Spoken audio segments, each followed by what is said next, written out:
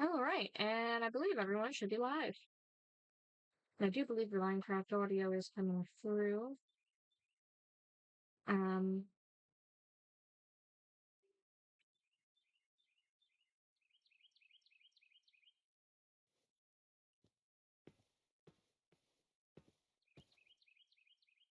Question is it? I don't. Yeah, it is. Okay. All right. Hello, Gordon. We are Hello. we are existing. We are Doing what? here. No idea. Mostly just screaming into the void, and sometimes the void screams back. Sometimes the void says things like, ha! The void says things like, "What now?" The voice sounds like happy. The void sounds like Happy Guest. Oh yeah, it's true. Okay, hold on. I think we did actually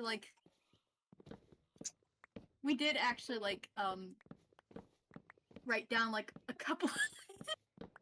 Is Santa Claus a cryptid? Well, obviously. I mean, come on. Santa. There is nothing in that the thread. classification for cryptid, if I am correct, please correct me if I'm wrong, it can't prove it exists, but you also can't prove it doesn't exist. Also, there's just something fucking uncanny about that guy, isn't there? I mean, honestly, okay, granted, we only realized a little while after the fact, because we were exhausted at the time, that it actually was just because we sat on the Christmas tree remote by accident. But we were struggling to sleep Christmas Eve one night, and we laid down on the couch, and suddenly the Christmas tree lights came on. I'm looking at it, I'm like, Santa, I'm trying, okay, man? But you gotta cut me some slack. I can't freaking sleep. Santa, they made me an insomniac. Santa, I'm trying, but my anxiety for... I'm pretty sure he would understand, though. I mean, like, he's Santa Claus. Santa Claus is good. Like, not even just, like, I don't think necessarily that Santa Claus would be limited to just, Christian religion. Because, if you believe all the different songs sung, then Santa does not care. Who you are, who you worship, if you aren't religious, if you are religious, he doesn't care. Yeah, as long as you are doing your best to be a good person and, again, then he does not give a damn. He's just like, you know what? Here you go, man. You've been trying your best. Have some presents. I mean, hell, part of the reason that we became a believer of, there's no way in hell that Santa Claus does not exist was because one year when we were really young, we desperately wanted Lego Dimensions and Lego Dimensions and an Xbox 360. So, Christmas Eve, before we went to sleep, we prayed to Santa and asked him for one. And lo and behold, guess what we got Christmas morning? The things you wanted. Yeah. And I believe at some point we also got a tiny little knitted beanie for the Handplates Gaster plushie that we made. And Lassie can't knit that small. By that point, I think Grandmom was either unable to knit or gone. So it's like, yeah, there's no way in hell that anyone else could have done it. Hell, the present itself wasn't even, like, necessarily addressed to us. It was addressed to Gaster, which was precious. Oh. So there was that, and then a couple years later, Flossie, I don't remember the context as to why, but I know she was. And so we prayed to Santa again, and this time asked him to bring her something that she would enjoy. Because she had been, more good than us or a brother had been, in years, and we felt, she deserves some presents too. That Christmas morning, there were presents under the tree addressed to Lassie that neither us nor the kid or anyone else could have gotten her. Namely, for context, went to the Sam's Club a few times, and the year before, they had this beautiful Christmas clock, and my mother fell in love with it. But the problem was, it was too expensive. So she figured, oh, well, maybe next year I'll be able to save up and get one. The next year, they discontinued that clock and produced a different one, which was still quite pretty, but it didn't have the same charm that Lossie loved. Guess what she unboxed that Christmas? Even though they technically no longer were being made, and theoretically could not be acquired. Wow. And there was no way in hell us or the kid could have done it. So ever since then, it's like, we may not believe in a benevolent God. We may not believe in, fate or anything like that. But we sure as hell believe in Santa Claus. Santa Claus has more than proven himself. Hell, I think last year, we did it again. It became our sort of little tradition where we pray that Santa brings Lassie gifts too, because she deserves them. And he does. And he brought Lassie, like, a Dremel kit, because I don't remember why exactly beforehand. I guess he just wanted to give her something useful. And Lassie stared at it and she said, okay, now I'm kind of freaked out. Because literally 3 days prior, she had been trying to use grandfather's old hand Dremel, and it was starting to break, and she had to throw it out. And there is a brand freaking new Dremel just sitting under the Christmas tree waiting for her. With all the bits and bobs. And I just looked at her and I told her, Santa knows. Santa knows. Oh, I will say also, since we got money, and started to, actually work a job, like we've been working for, like, a little over 2 years now, we've been a menace when it comes to buying shit for the people that we care about. Like, we spent, I shit you, 300, maybe even close to upwards of $1,000 on Lassie for last Christmas. We got her a coffee table, we got her an entertainment center stand that she really wanted, we got her a cast iron skillet at some point. We were a goddamn menace, and we were sitting here like, you know what? Did it clean out 2/3 of my savings account? Yes. Do I care? No. Because she deserves it. And as soon as she unboxed, I believe it was, the coffee table, she stared at me, and she was like, wait a second. I think I know what this standing up here is. We also got her Lego sets, of course, because she loves Legos. And, God, we've been a menace, like, because whenever we have the money to spare, we love to treat our friends and our family.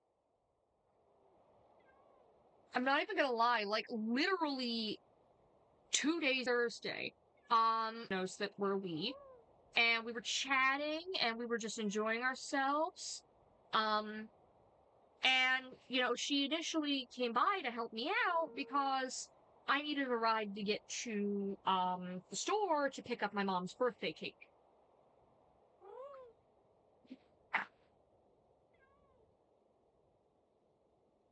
And I'm not gonna lie, it was certainly, a time. We had a lot of fun.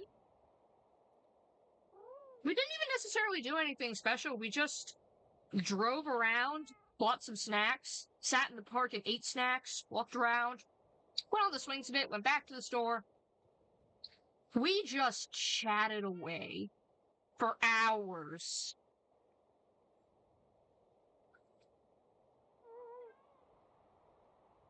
So, very fun day all around, but primary thing, we had the money at the time, and she was gonna buy herself a sub sandwich as, a meal at the Subway. Now, the guys who work there, I will say they don't have very good English, but they make some damn good sandwiches, and they are so sweet. Like, when they found out that, we weren't there on time to pick up the sandwiches, because I had no idea, my mom ordered them for pickup at a certain time, they took the sandwiches and put them in a little, like, compartment for safekeeping, and when we did come in and pick them up, initially I was thinking, you know what, yeah, I'll just, ask them to remake the sandwiches and I'll pay them for that, and they said, no, see, these 2 cold ones are good, we just have to remake, the one that you had, the one that was the hot one. And I asked, okay, well, do you want me to pay for that? Because I can do that easily. And they said, no, there's no need. And they were so sweet. Did you just And then, get out of bed? yeah, I just got booted out of bed. Oh well. Oh, okay. Probably because it's daytime now. It's okay. But, yeah, main thing being, she was going to buy herself a sandwich, and it was like $13, and I figured, you know what, I have the money. If you won't at least let me pay for the gas or the snacks, then I'm paying for your supper/lunch. So we bought her the sandwich. Literally, she kept saying, you don't have to, it's okay, but, I was insistent. And what I did, because I am a dipshit and I love my friends, is very simple. I just... Yeah, frame words. As I forget how English exists. I just straight up had my card at the ready and just tapped it, and I'm like, here you go. Let me cover the sandwich. It's my treat for you. We also did get some, Starbucks. I'm gonna be honest, personally, we've never been big fans of Starbucks. Just because, like, their coffee to us has always tasted so watered down, or it tastes too much like coffee to us. And then at some point, our little brother, the kid as we call him, he got this mocha cookie crumble drink. And he offered us a taste, and I'm like, you know what, sure, I'll have a taste. And I'm like, okay, actually, this is pretty good. And now we enjoy those. It tastes kind of like a milkshake. You can still taste the coffee in it, obviously, but, like, it's not overpowering, ew, oh my god, it tastes like just coffee. It tastes good. And it doesn't upset our stomach, so it's like, you know what? Hell yeah. And turns out, that's also our bestie's go-to, you know, whenever she does get Starbucks. Speaking of, our bestie, we are so proud of her because after so long of, you know, calling around and asking, she finally got a job. And she has orientation soon. And she's actually going to be working not only the same position that we are, but at the same place, which is really cool. So we outright told her, if you ever need help, just let us know.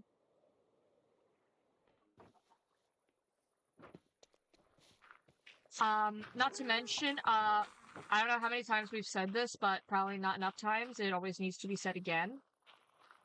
Our bestie dresses sharp in, like, we've literally told her flat out, girl, I love you, and I'm gonna be honest, you could easily become the next Marilyn Monroe. 'Cause she looks beautiful in everything. Like, it does not matter what it is that she's wearing. She could be wearing a black contractor trash bag and nothing else, and she would look amazing in it. What the hell?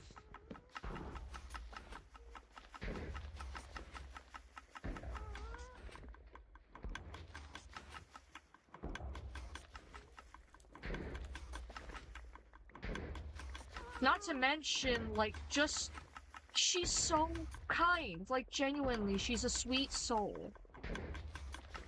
And just... every single day, we are so proud of her, and we love her so much. We have repeatedly been sitting here saying, just like, I don't care if it's romantic, platonic, whatever.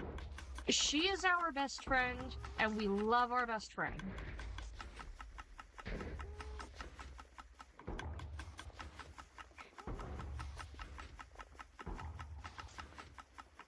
I think it's nice when you can love somebody without labeling it. Yeah, it's like, does this have a label? No idea, don't know, don't care.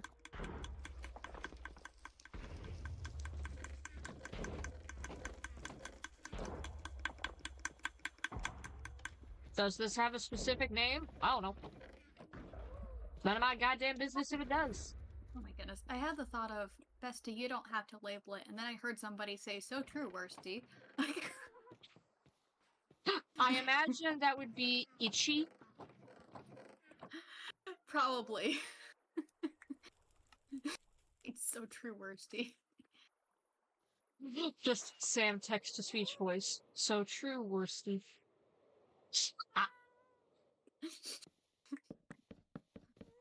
You insignificant You insignificant fuck! I AKA just one heard. of the things that women really keep in their purse. Ah, yes. Good. We just have an entire channel that I don't remember exactly why, but we all have just been calling it I fucking hate Fine China. That's because you named it then. Wanted to change it because it's hilarious. Yeah, I don't even know why we did. I think it came from a Spasmatic Banana video about something to do with, like, time benders or something like that. And it was a mission where they had to punch the shit out of plates, and this motherfucker just hauled off and shouted, I fucking hate Fine China! And it was so funny, and we were like, you know what? Yeah, we need to shove this in somewhere and bother our friends with it. And so we did. The name of our Funny Edits channel. Yeah, it is so dumb. Like, we've got shit in there where it's like, there was a time where somehow wires got crossed in our brain, and we thought fucking Lober combined with divorce funny to create fucking Lober divorce. And immediately I had to go looking online to see if there were any images of lobster divorce. And unfortunately there were not. Okay, so chat stream fam, people who may or may not watch this at some point in the present or future. Just so the intention is clear, we are fucking obsessed with Dr. Andanut's Earthbound Halloween hack. Anyways, one of the things that this resulted in when the I Fucking Hate Fine China channel came into existence was a pic of long Halloween hack Andanut's sprite just stretched over the background of the fight, and then it just said bite! But then we changed. So instead of bite, it said, holy shit, Varric! Varric, this isn't weed! Yeah. That one was incredibly funny. There's also, of course, the whole, we went on the mad search to see if lobster divorce was a thing, and it wasn't, unfortunately, but we did find a list of lobster facts. Don't remember what the hell happened. I assume someone else stole the hands. And we came back, and we just had basically blackout poetry that's just, did you know lobsters? Lobster dance? Yes. Lobster dance? Yes. Trying to think. There was also Ursa Major. Give me your balls. Give me your balls.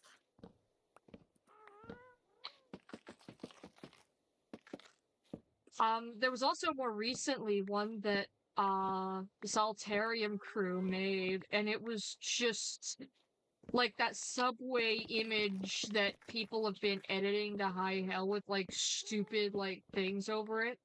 And it was just, behold, ship of Theseus. Oh my goodness. There was also a time where we were making a joke with another system friend about, Buffy the Vampire Slayer. And we were like, let's just buff Suki, but with Buddy from My Sims face over it. And then a friend made it, and it was fucking glorious. Buffy.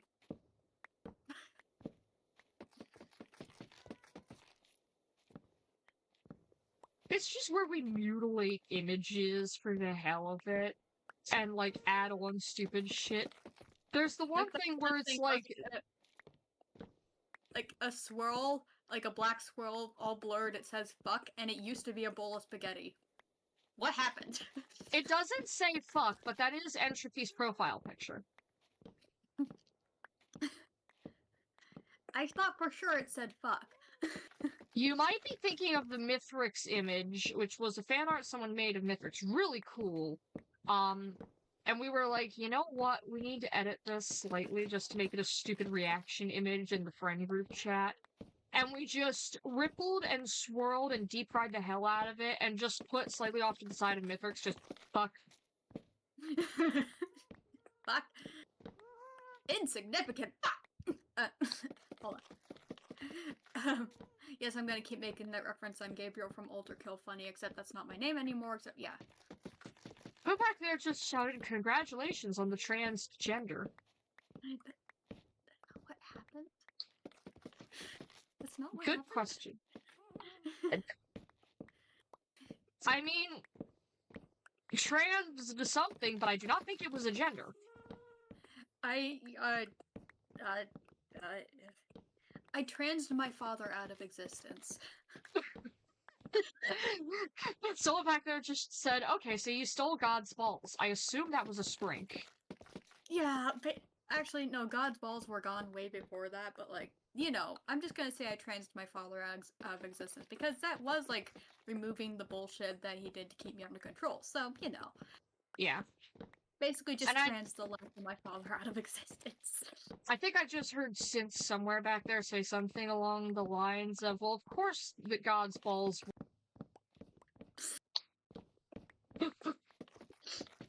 I thought you meant God's balls for a second because I accidentally dropped those. Where the fuck did you get God's balls? Utah. I mean, as I remember it, the whole God is dead thing was, like Akita has now said, a metaphor, but it was a metaphor in the sense that for angels and deities and shit like me, death is not physical. It is existential. Honestly, I thought it was more like God is dead and I stabbed him to death with a shard of glass or something. Cause of death? Blunt force trauma to the cranium. I was still trying to be Papa's favorite boy at that time, okay? And then he wasn't there. That also reminds me, apparently Monsoon's, Gabriel Dove, apparently had something known as the fried chicken incident, where I don't remember the exact things that happened because, you know, Monsoon and I are technically different people, but apparently the whole thing goes along the lines of Gabriel got set on fire and was left trying to fly his ass of hell or something. And he was kind of high-key freaking the fuck out because he was on fire and didn't realize that he could easily be impervious to fire. But at Solo, our V1 just would not stop laughing at him for it. It would not let him live it the fuck down. The fried chicken is... Who fried him? Good question. You know what, actually... Let me actually look up fried... Oh my god, I see I have it written down somewhere. I'm headed back to the bed, I promise. That's okay. Oh yeah, it's nighttime. I can hear the zombies above my head. So, fun fact, chat. You're looking through the fridge's profile right now, probably. But what we are doing is digging a gigantic fuck-off mine shaft that... Ah yes, My Chemical Mine Shaft. Oh yes, now featuring the tunnel. The Hell Tunnel. Yeah, we walked through that, I'm like, what the hell? Exactly. What the fuck? I was just scrolling through and I just suddenly see, if you piss into a cast iron skillet, could you fry your own piss? Script, what the fuck? Well, I don't know.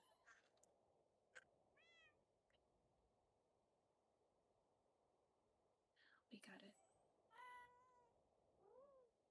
We have to put some stuff in the oven.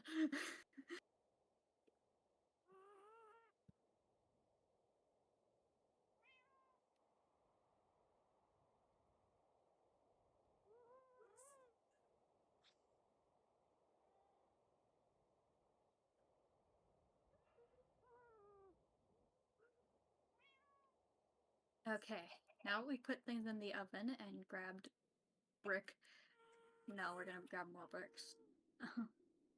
Fried chicken.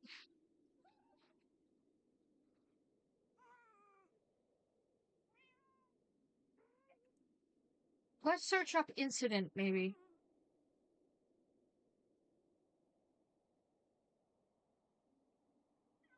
We're all unhinged here. Who just said kumbaya? Welcome to Bible study world. I just heard someone back there say, "Are we sure they're allowed to do crack?" You don't know shit, bitch. I don't know shit for fuck.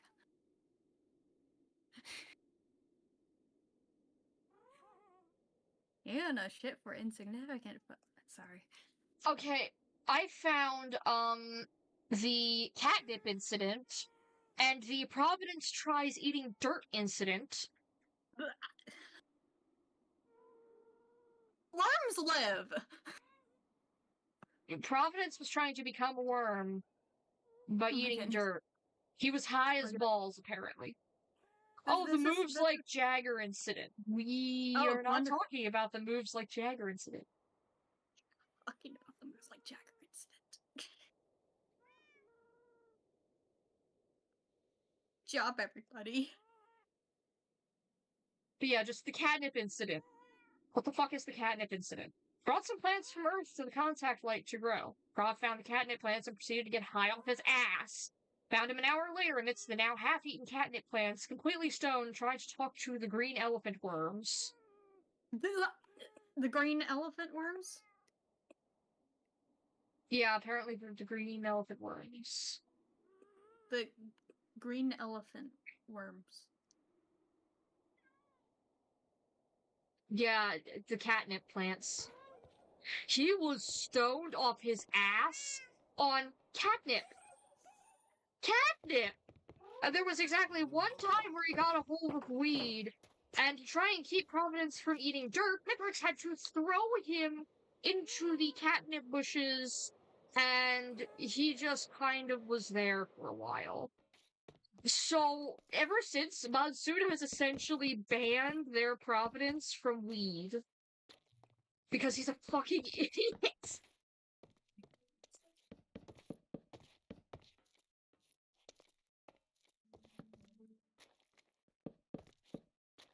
So, yeah, normal things happen in systems online. Oh, yes. Fun fact. This system, other system in the chat, and like a couple other systems, we do like cross system like spiritual shit, like apparently online gaming in our brains. Yeah, modded Skyrim Online is a thing of all time. And it scares me sometimes, because I'm like, literally, how the fuck did we manage to do this? And there was also at least 2 separate incidents where one of these dumbasses, usually a Skrink, finds one of Psycho's old, 737 carpet bombs full of entities. The first time, it fried one of our friends entirely out of front. That was the Steve Urkel incident. And the second time, it practically exploded the server towers in our headspace. That was the LeBron James incident. Also, there was that time that you discovered that Skyrim has a thing called the Tyranny of the Sun, and you discovered the Sun's Regret, which that was something. What the fuck was the Sun's Regret? I actually don't. I heard Sally back there say, "Please do not remind me of the Sun's Regret." I think it was piss, but don't quote me on that. Well, no, it was a fart. The sun farted. Yeah, Sally just said, "Yeah, the sun farted and it killed everyone." What the fuck goes on in this game? The thing. Hello, bot. This is also like weed farming simulator. I'm sorry. We accidentally put a hole in our mine shaft, in the roof of our mine shaft, and a bee got in, and but Bees. It's there it goes. bees. But okay, you're gonna live here now? Okay. Might want to bring down some flowers, some grass, and a beehive for it.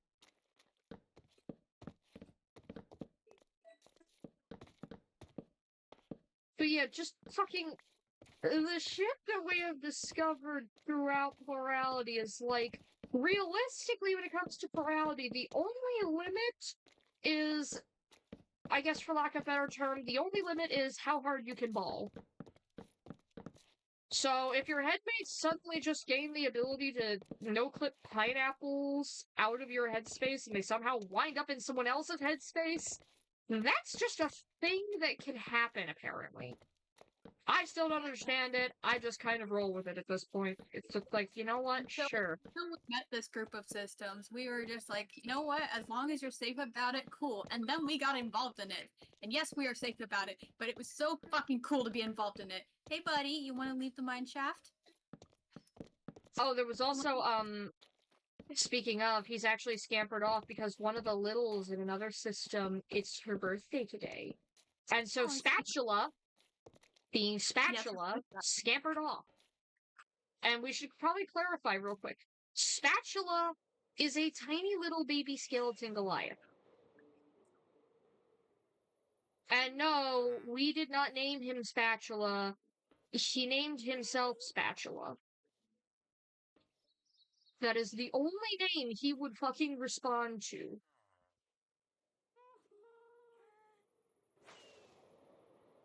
The only one. Literally, we tried everything else. Goliath, Squeaky, Deeply, just all kinds of different names. He didn't respond to a single one of them. I idly mentioned the word spatula while I'm taking care of the dishes. Okay, we got the bee out of the mine shaft. The bee is safely out of the mine shaft. But yeah, it just... fucking... The second letter of the alphabet is no longer in the mine shaft. Yeah. Which is good. A mine shaft is no place for the... The second letter of the alphabet. Yeah. The thing about Spatula is, despite the fact that when we first, I guess, quote-unquote, found him, he could not move anything from his lower back down. Actually be rehabilitated, around on all fours sometimes. He is powerfully bonded with a Pekin duck named Odysseus. And, was there anything else? Oh yeah, he can teleport. He is full of love and full of scream. Anytime he shows up anywhere near front over here, we know, because he just fills the body with scream. And he's usually only ever in front for, like, brief periods where he just comes running up, screams, and then leaves. That's it.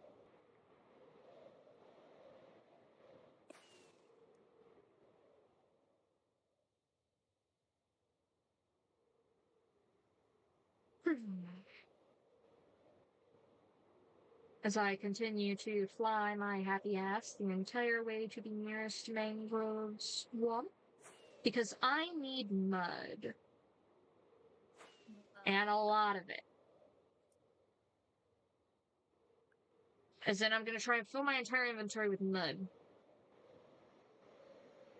Okay. Just put one drop down right here. Okay.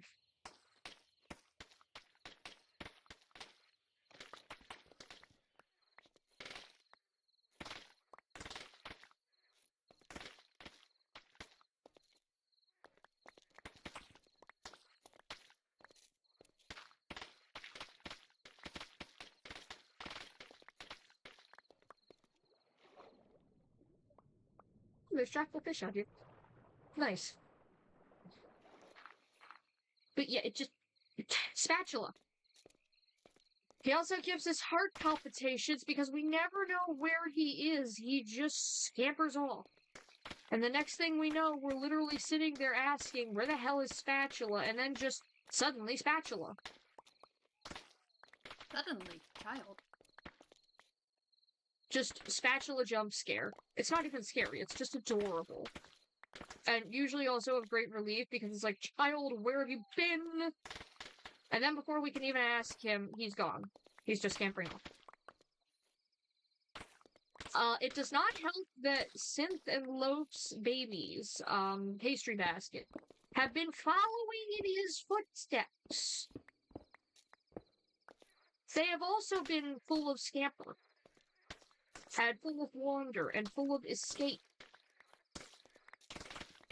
Hi, especially for some reason, has been hell-bent on sitting with Seb, who is over in the goddamn solitarium.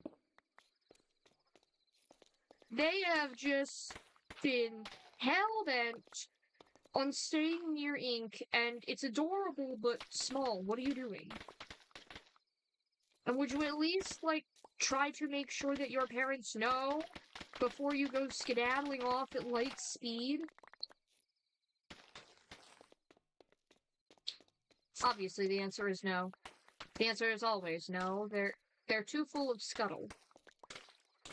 By the time you manage to, start asking them the question, they're already gone.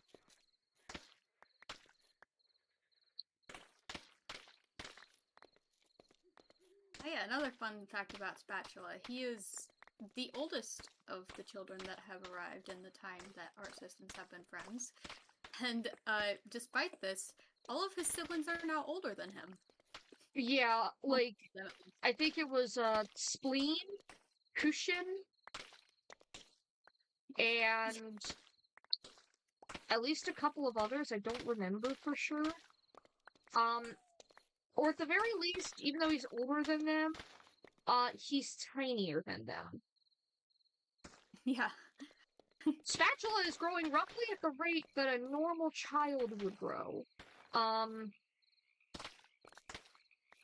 of the others are. Cushion is the size of several semi-trucks. And it is this constant slight worry of Cushion, please be very careful to not dent the spatula. He won't dent the spatula. Just remembering Primaris Moira, just give Spatula one gentle pat with each of my tendrils, and just careful, Moira, you'll dent the baby. It's just, I'm pretty sure the baby already dented himself. Because seriously, with the speed, the dent. With the speed that the spatula moves at, that child has, like, probably dented himself more than anyone else could ever have. Like, he goes so fast. At any time people get worried, they're like, are you okay? He just kind of looks around, and then he goes back to scamper. And he is so wonderful, but he needs to perhaps please stop giving everyone heart palpitations.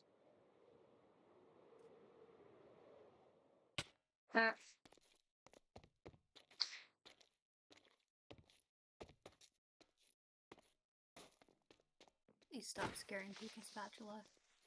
He does not mean to. He is a sweet boy. He is just not very bright. He is just 2 years old. Come here, you son of a bitch, skeletons. Get the hell out of my river.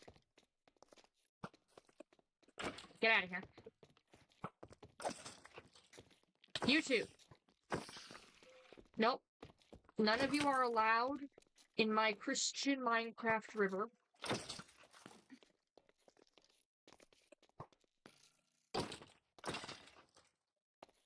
There. Jesus. Now let me place in all of the mud. Yep. Just want to place in all the mud. All of it. Yep.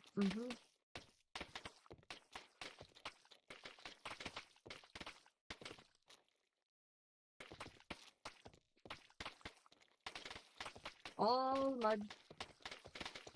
Mud. All of it. There we go. Yeah, it's just like, it does not matter if you think that, there's no way you're going to wind up with heart palpitations from the spatula. You will wind up with heart palpitations from the spatula. It is inevitable. Do you have any games on your phone?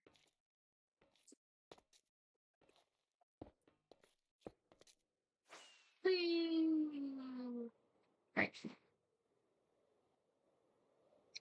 And naturally, of course, instead of sleeping, I will continue to ensure The bone meal farm is running, and it is beautiful, beautiful, lovely shit. I take pride in ensuring that my bone meal farm is still operational. Ooh. Alright, these hoppers are starting to back up real good.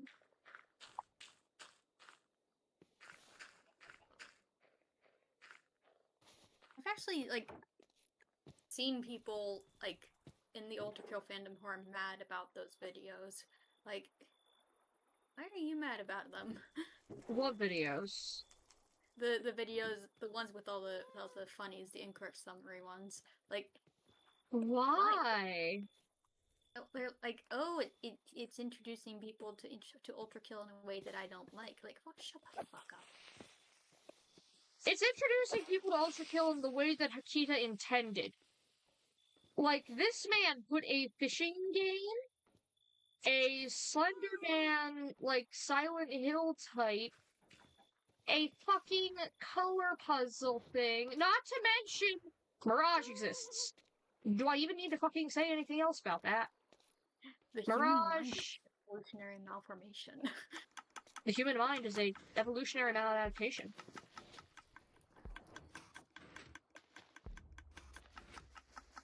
And also, I am in a dating sim. Like, yeah, Hakita literally made, like, dating sim version of the main character. Like, it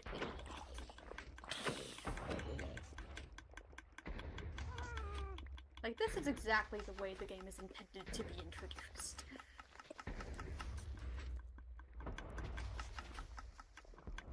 Not to mention, this game also, like, the entire reason... Gianni even outright said that, yes, the way that Gabriel says, come to me in 6-1 was entirely intended.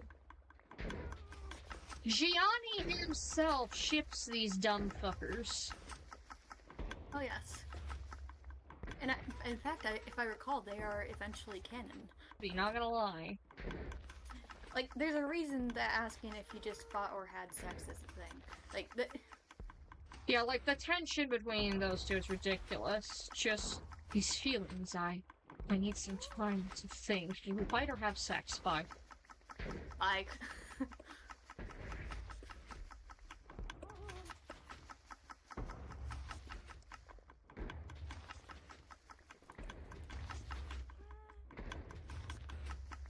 Have to say, I freaking love this tree farm. Yay! I am definitely co-fronting with the Malachite Storm right now, so if my voice starts to sound a little bit more Malachite Stormish, that's why. Fair enough. I mean, to be fair... Oh god, that reminds me of all the speechulas, including Maula. Maua. Maua. The Malma. I'm sorry. I'm thinking of how some of the children here say it. Meow wow. Meow wow. Meow wow. Yes, you are adorable. Do you think they know? Oh, they know. Do you think Ernie knows? I don't know what Plinko was on about with that, but whatever the fuck it was, it's wonderful. Yes, I'm sure that Ernie knows whatever it is you're referring to. Ernie, Dustin Bates' dog. Ernie knows. I thought y'all were talking about, like, Sesame Street Ernie, and I was about to say, what the hell does Ernie know that I don't? First of all, Bert and Ernie are gay. Second... Well, obviously.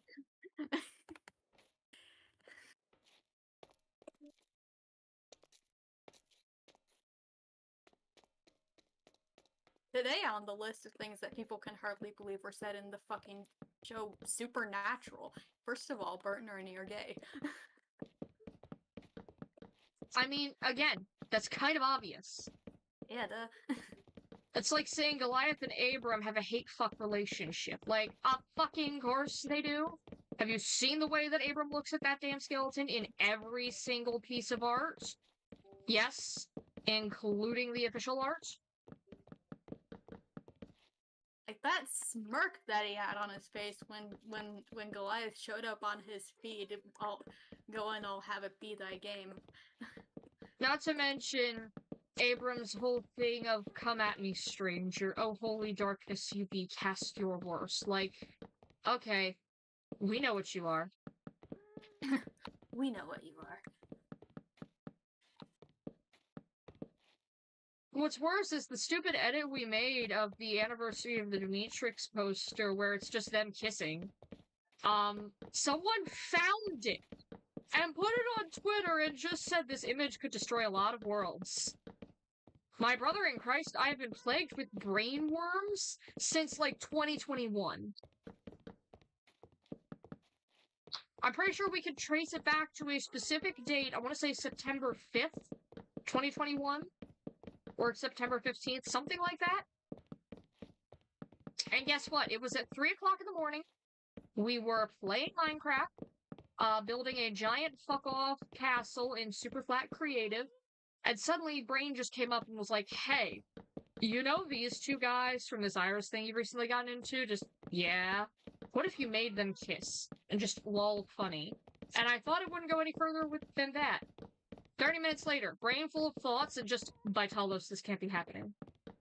Vitalos, this can't be happening.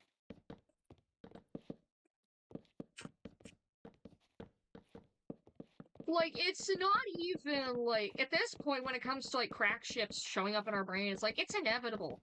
It first happened with Optimus Prime and Handplate Scaster, and then it happened with the Librum, just sitting here like, fuck it, let them in. Why did I? Oh, god damn. If you're cold, they're cold. Let them into your brain. I keep forgetting what happens every single time that someone says let them in, especially Beeps. Swarm of Ashalots. Oh my goodness, no! God damn it.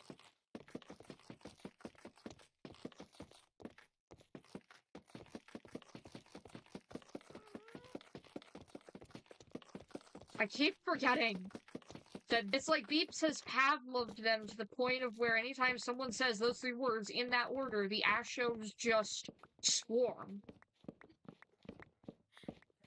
So it's like Goose saying Perry to make the bells appear. The Goose just sitting here like, Perry this, you fucking casual, just bells! Panic. That first happened during the Modern Skyrim Online shenanigans, and then Shovelingery. Goose could do it anywhere. Just say Perry, and they appear. Perry, and it's like a warning and a threat, just like, just you know how to parry, don't you? Maybe. Time to learn. We have so much dark oak wood we need to strip down. Oh my god. I wish there was like some sort of like a way to automate this. Dear god.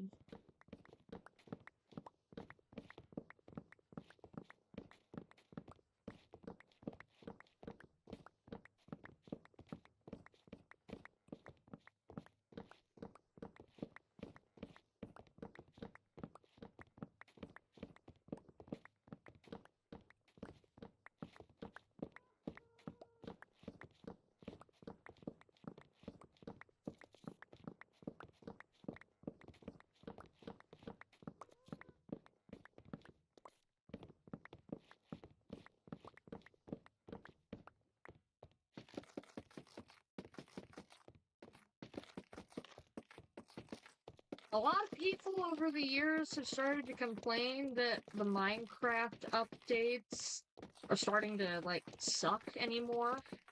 And, like, for a while we didn't completely understand why, but we're kind of starting to now, because it's like, I don't know how to explain it. Caves and cliffs, that feels, you know, vanilla. That feels normal. That feels cool. Same with the wild update. Trails and Tales, those are cool. Those are more original. But Tricky Trials was 1.22, the 1.26 switch with like the tiny takeover and the and visuals. It just, that doesn't feel like that people have made with love and care. and just made them part of the vanilla game without even considering, is this something that people want us to add? Because, like, again, client-side mods already have shit like Minecraft's, like, vibrant visuals covered. Optifine, Iris, Sodium. There's all kinds of shaders out there that make Minecraft look nice, so there was no real purpose to vital textures and, like, area-specific skins for them, like the different colors of wolves. Could have easily just gone with something like entity texture features and entity model features. Texture packs and the tiny takeover new baby animals. That could have worked pretty well, though I will say the golden dandelions can keep them young forever. That is kind of a neat concept, but, like, still, that and the fact that they've been changing the Minecraft animal sounds, it just doesn't feel like Minecraft anymore.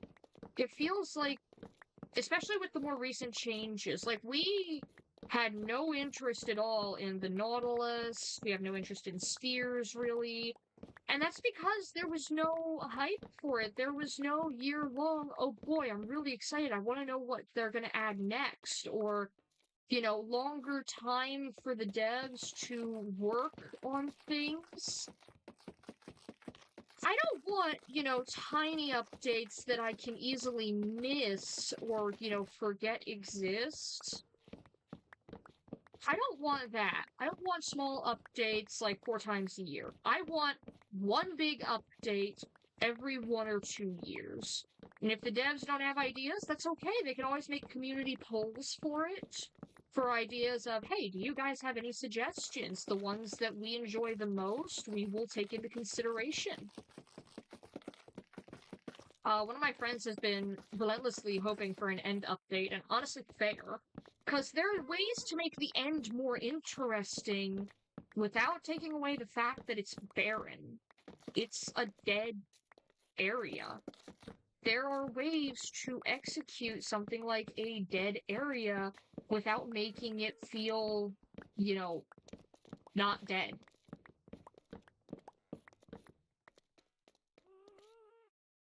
But it definitely feels like, as of late, the Minecraft updates, I haven't felt like updates. It just kind of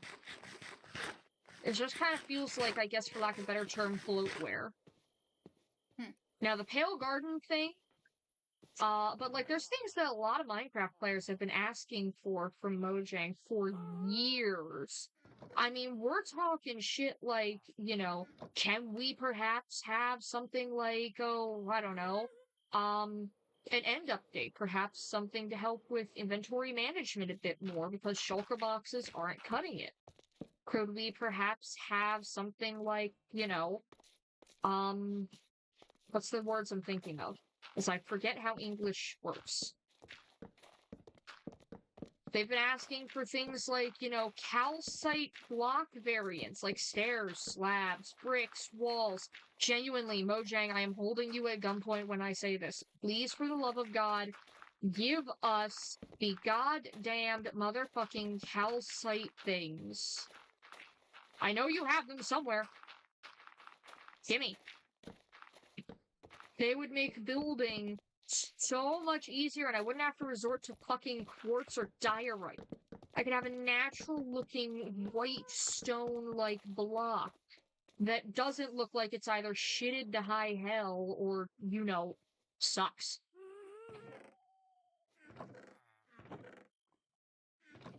But genuinely, like, there's so many people who've been asking, hey, there's a lot of these things that could actually really be helpful, especially for, builders, for tech folks, and do they add any of it? No. It kind of feels like, as much as I hate to say it, it kind of feels like Minecraft is in fact being put through enshittification. And it's like, there's no interest in the updates anymore because of it. Because, like, why in the world would I want to see Minecon or see, Minecraft live when, there's nothing for me there, where it's just, some, small content update that just adds shit that no one really wants or cares about. Because again, it feels like the devs don't care as much about Minecraft as they did when they made shit like, again, Caves and Cliffs, or The Deep Dark, or Tricky Trials. Tricky Trials is cool. I do like the Tricky Trials thing. There may have been, better ways to execute it in some people's eyes, but personally, I like it. Not to mention, I like the, I always like exploring new structures. I like finding little snippets of story, and I love building. I love all the things that could possibly be done. But the problem is, it's like, did the devs care about adding that? No. Not to mention, there's biomes in this, not even like end updates, like the Nether. The Nether got a huge overhaul, and even with just the existence of piglins and the existence of Nether gold, that has already helped make the the Nether feel more alive in the Nether wastes. The bastions, the ruined portals, that shit all has helped bring the Nether to life to an extent while still keeping it relatively barren. And do they think of adding that to any other biomes, like, say, the Badlands or the deserts anymore? No. Like, granted, they have desert wells. Desert wells are kind of neat. I love that they added, the archaeology thing to the desert temples, but I feel like there's a lot of Minecraft structures that just could really benefit from a tune-up. Maybe not necessarily an overhaul, but different variations. And it's like, the developers don't care about what the community wants anymore. Hell, for the longest time, people were shouting, no more mob vote, okay? Just, like, add okay with that. But this constant, who do you vote for is driving the community apart, not bringing it together. Did they listen? No, they just got rid of mob vote altogether and decided we're not going to be doing any of that, actually.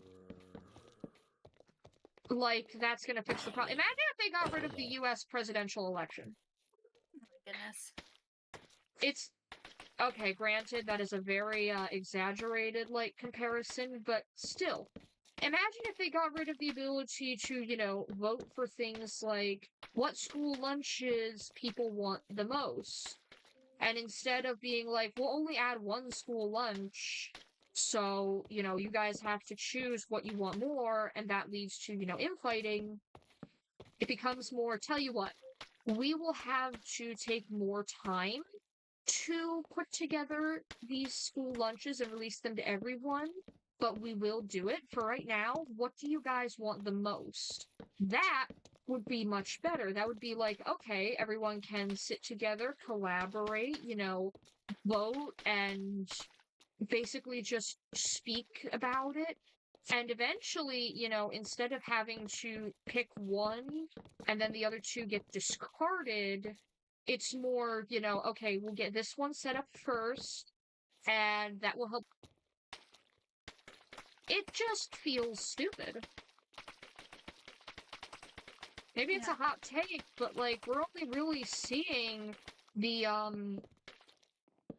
full and shit, especially with the whole, like, oh yeah, we're changing it so that the version number is this now. Like, it's a small change, but it's annoying, because then it's like, it's gonna confuse the hell out of people who are going from, say, one version to the next. Where it's like, okay, it's 1.21, we're going to update to 1.22. What do you mean it's 1.26? How many versions did I miss? Not to mention, again, feels like it's being compartmentalized.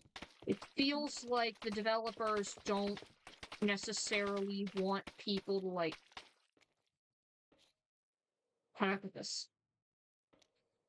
It feels like they don't want the uniqueness and the individuality that Minecraft has had in the past. And not even in, like, the distant past, like the more recent past. There was a time, apparently, where there were rumors they were planning to try and get rid of the creeper. And, like, that's just stupid. If Mojang have any brain cells at all, they're not gonna do that. Could they maybe give it some slight tweaks to make it more interesting? Maybe. But they're not stupid enough to get rid of what is literally the most iconic mob in the entire game. There is no way in hell. That thing is a staple of Minecraft branding. They would be idiots to get rid of it. Problem is, I'm not sure if they know that for sure or not, because Mojang, I don't know, they've made stupid decisions in the past. For example, apparently the poisonous potato update wasn't even original. They asked some stupid fucking AI thing to come up with it for them, like you couldn't have come up with this on your own. Seriously? You couldn't have thought, hey guys, you know what'll be really funny? A poisonous potato idea. Let's do it for an April Fool's update. You couldn't have come up with that on your own? Dumb fuckers?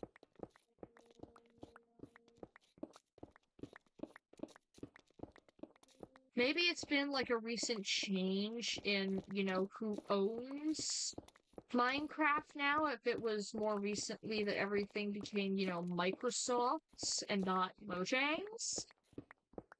Or anything like that, but still, whatever it is, it's not how the community and the devs interact and how one affects the other and vice versa.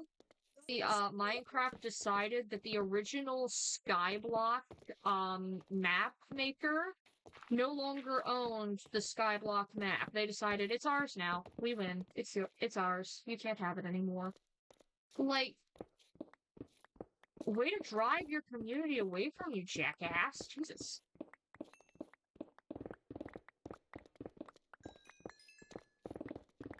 It's like they're deliberately trying to pry Minecraft away from the community and make it all kid-friendly and sanitized.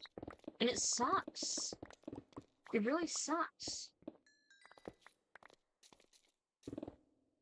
Yeah, that really sucks, especially since, like, I think, like, most of the community is autistic adults, like... Yeah. And not to mention that, but also the fact that most of the community is a wealth of driven and passionate, you know, artists, programmers, just creators in general. And it's like, do you guys even care about this? Do you care?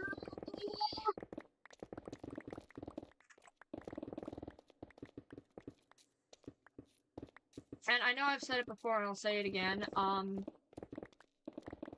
the fact that, one, you can now report chat messages in Minecraft servers, like, that feels like that should be left up to, you know, whoever pays for the server and, you know, their moderation team to examine that, not Mojang, not Microsoft. And the fact that you can't even say fuck word in a Minecraft realm because, oh, sorry, that's not allowed. I pay for it! Minecraft hosts it, but I pay for it! I shell out exactly $8.47 a month, 16th of every month, to pay for this. Don't you dare tell me I can't swear in the server that I pay for and I moderate and I own. Bitch.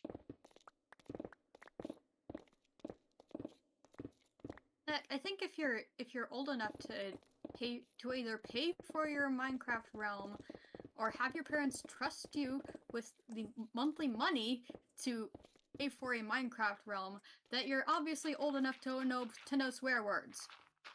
Not to mention, like, let's be honest here, shit like that can and will be exploited and used against minorities. It's like the censorship problem that has been once again coming back to bite everyone in the ass because the world is a fuck and I'm going to start skinning officials.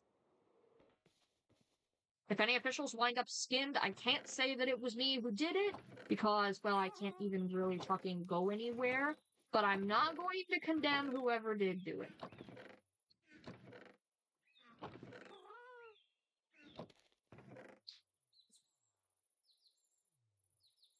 It's like, come on, people. Adults are allowed to say fuck word. If there are children in places where, there is the fuck word, it is either on the parents for, not making sure their children are safe, or it is more likely on the server moderators for allowing a child in there. It is not on the company because, oh, we host the server. I don't give a damn.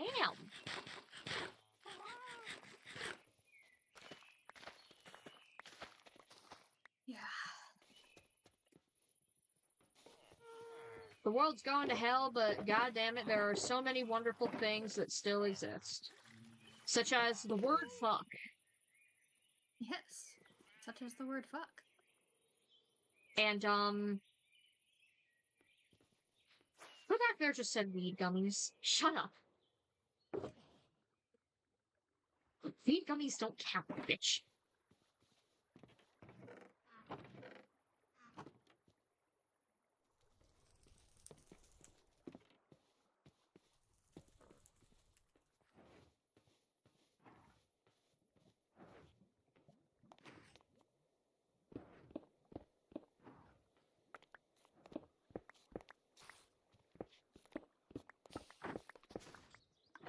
Damn it.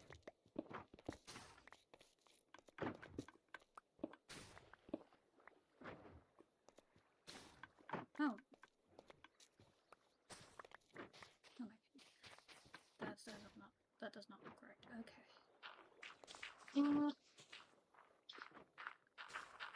All of that into there. Plus out this cobblestone, we don't need it. Oh, right. Yeah, I think that'll do it. When do I want to just, like...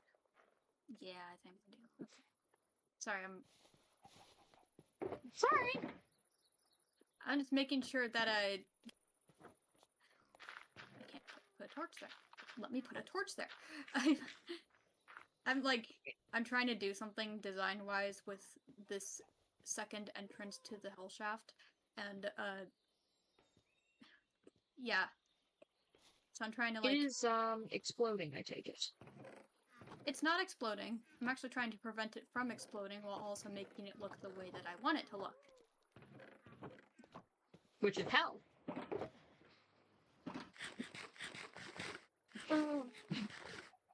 So right now the game plan is secondary layer inside the entrance so that the primary layer, the outer layer, can be designed without compromising the structure.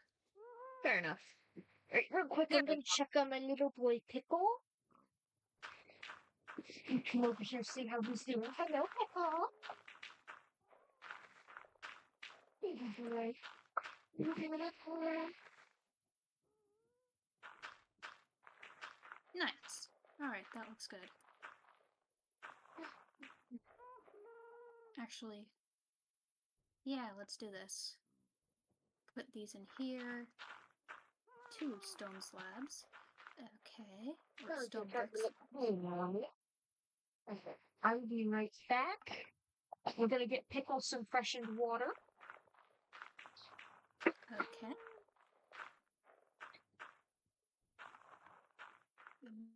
Put these stone slabs in there. Put this in there. Oh yes, the bed. The bed that we finally brought into this part of the mine shaft. Okay. There we go.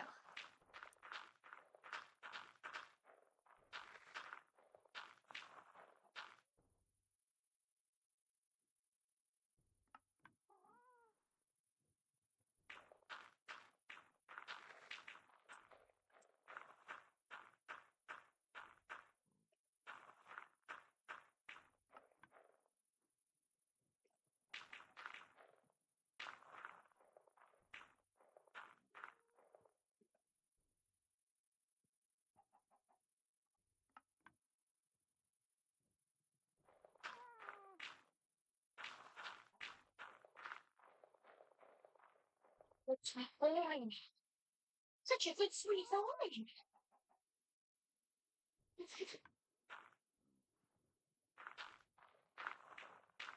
All right. I'm full.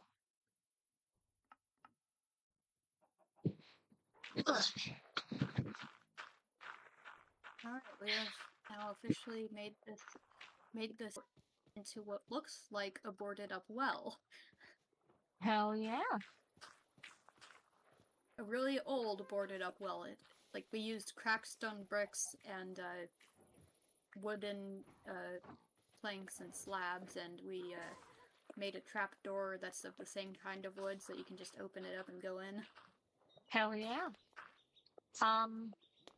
Yeah. Honestly, another thing that we feel like should be discussed, there need to be more avian vets, especially people who specialize in ducks.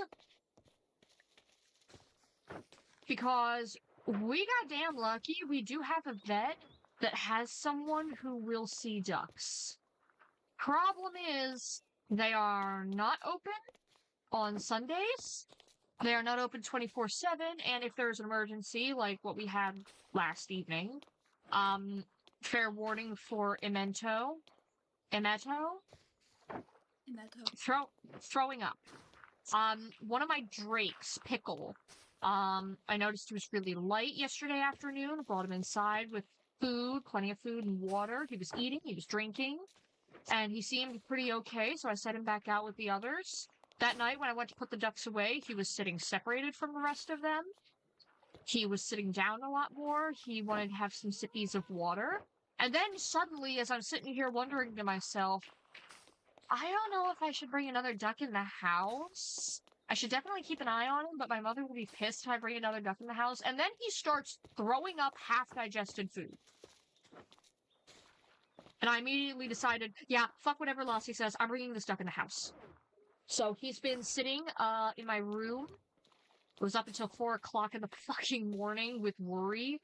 I was calling around to different emergency vets, asking, do you guys by chance treat ducks? Do you happen to know anyone who does? Do you have any suggestions for how the hell to, make sure that this duck is okay? Do you have any idea what this could be? Because I was doing research, and I'm not going to lie, pretty much all of it gave me concern. Because all of it was like, oh, this could be something viral that is affecting all of your birds and can spread very quickly, which means you might have to have a lot of ducks treated. Or, oh, this duck may have developed botulism. No, I'm serious. Or things like, sour crop, and I couldn't figure out what the hell it was.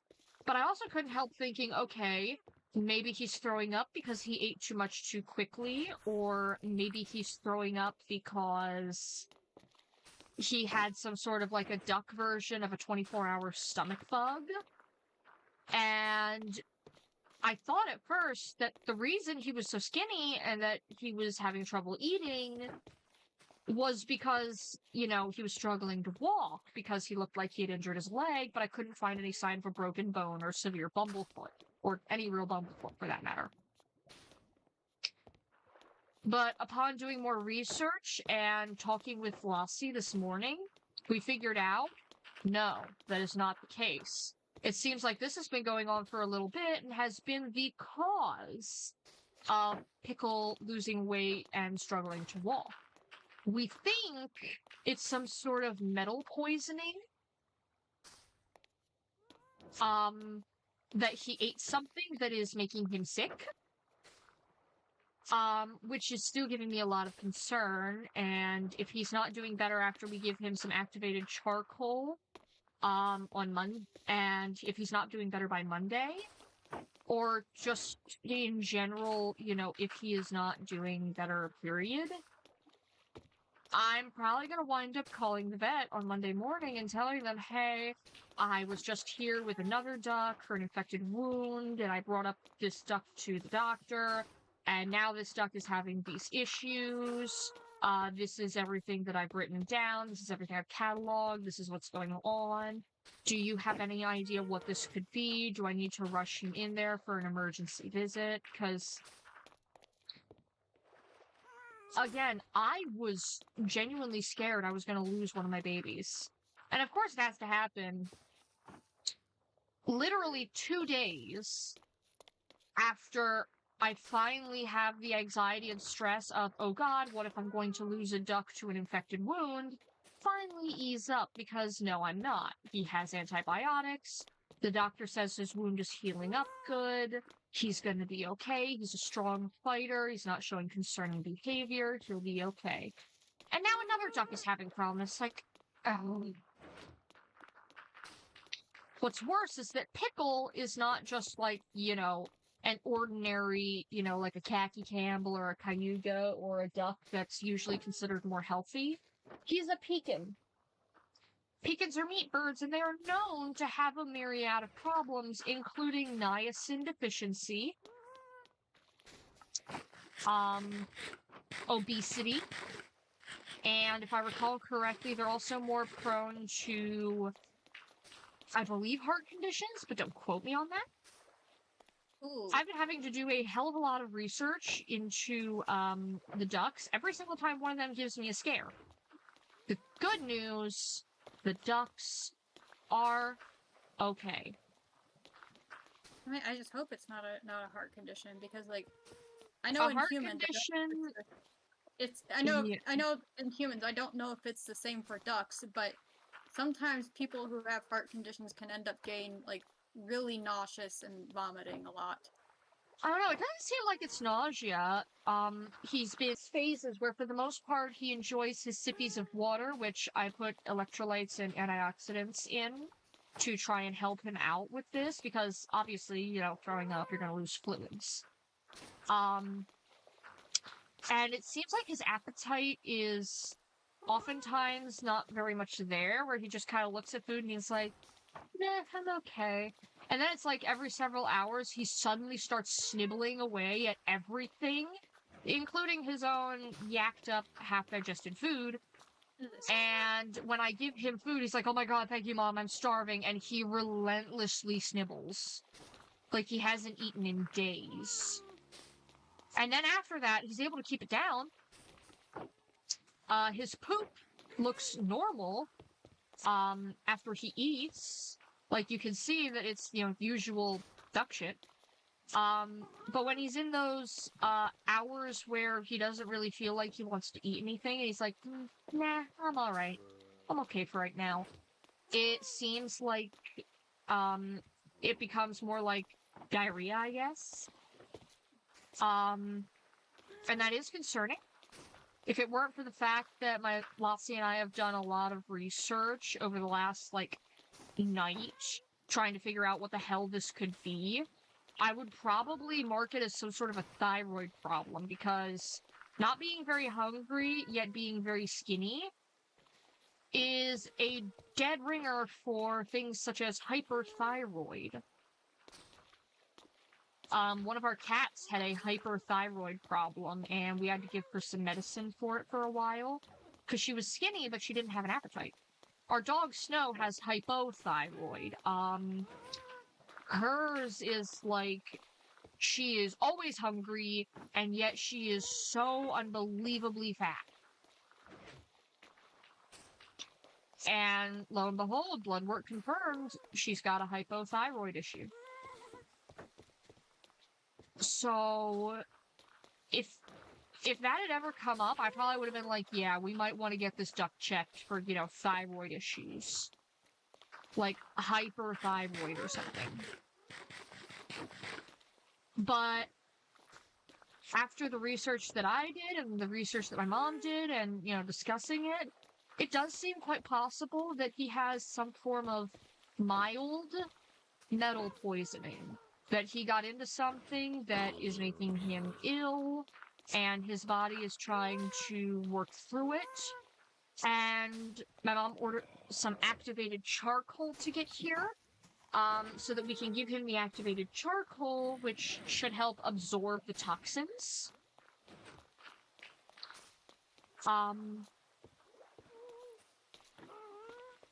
And we're just gonna monitor him very closely.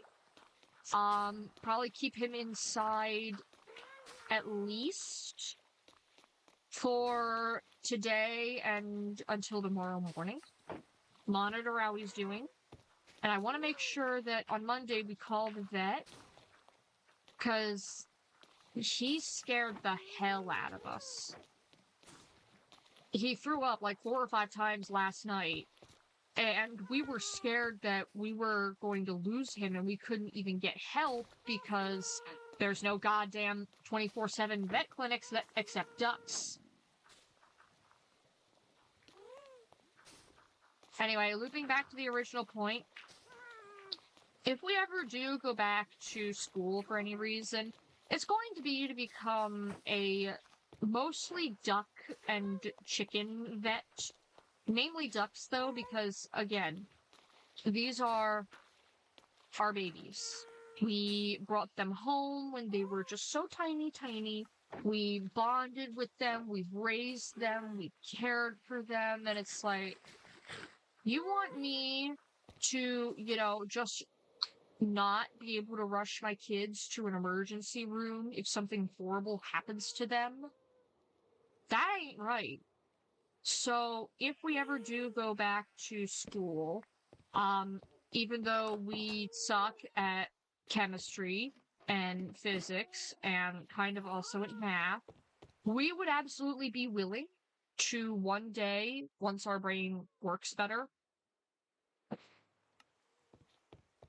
go back to school for like 11 years, I think it was, to become a certified avian veterinarian and see if we can do anything to not only help our own ducks, but possibly also other people's, because when the nearest, emergency avian, vet clinic that may or may not be capable of tending to ducks is 2 or more hours a fucking way, that's when you know it's not good. Especially because we can't make that drive at 11 o'clock at night. We don't have a license of our own yet. We don't know how to drive. We're not very confident in driving. And it's just like, what the fuck are we supposed to do there? Honestly, just the very fact that people have to learn to, why isn't there more public transportation? Affordable public transportation. It's so obvious.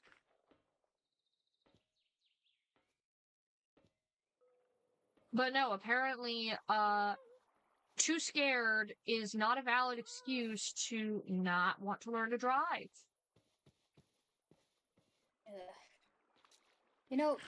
Us and our mom, who is sometimes good at things, like understanding people, we actually did have a conversation. Why don't they invest in public? That is a very good question. Why don't they? It'd actually be a lot better for not only the environment, but students, and it would greatly decrease traffic, and it'd just be so much better. Yeah. Yeah, not to mention it would be helpful. I'm convinced they just don't want to shell out the pocket change and, oh, I want oil money now, or, oh, I want my taxpayer dollars now, or I want my $13 billion pension now. Shut up. God.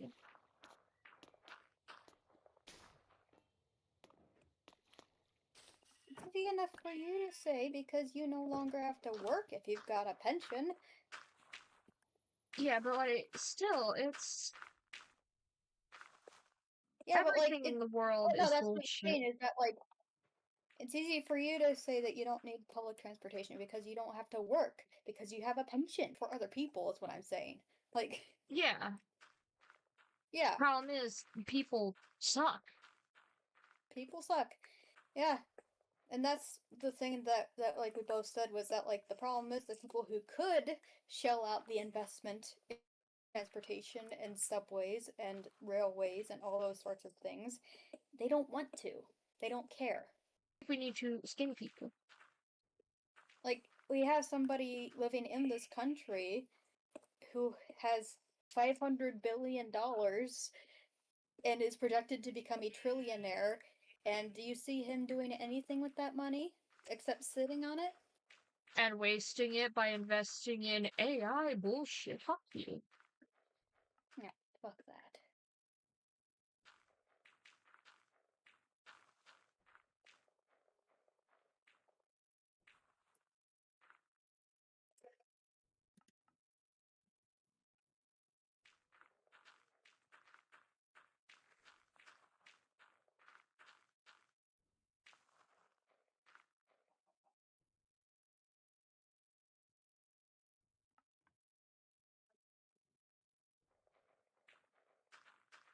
We're talking about in their school, but it would create jobs in school. Like, Yeah, it like, they need people to maintain the subways and the railways. They need people to drive the subway cars, the trains. They need people. personally, because they're beautiful, I love them, and because they're probably more energy conscious, I think we should use steam engines. Yeah. Above ground steam engine highways. Maybe, powerful infrastructure through, like,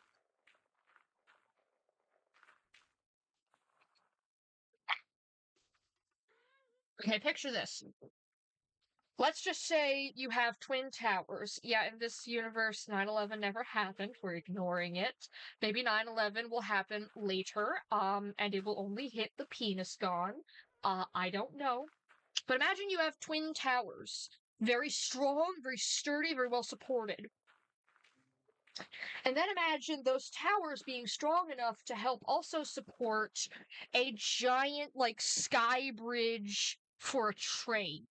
And you have this beautiful, like, classic steam engine helping people travel across the city to get to work in a timely fashion. Not to mention, obviously the tickets would need to be relatively cheap.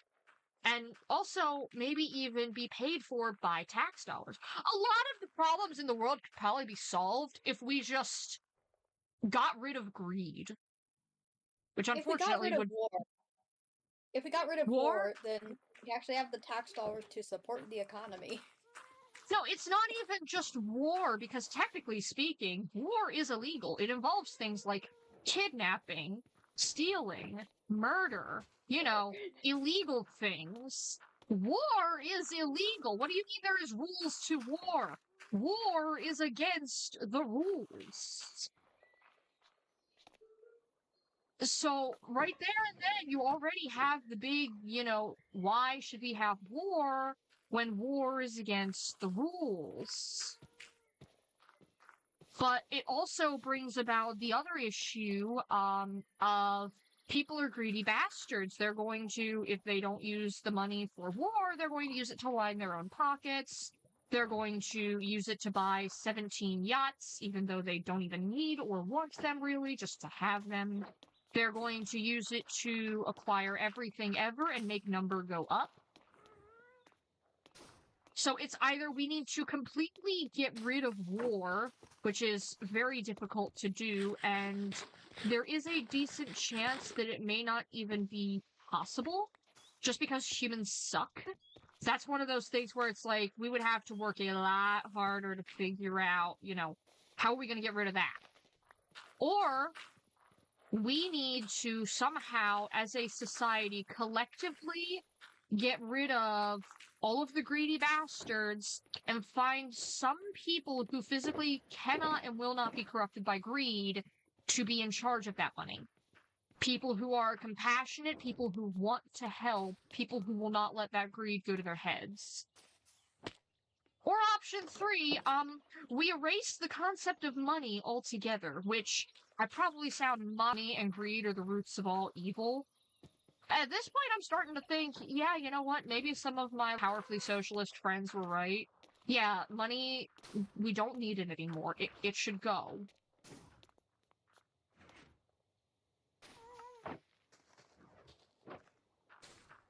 Someone back there just said money is just botulism. You know what? It might as well be. It might as well be.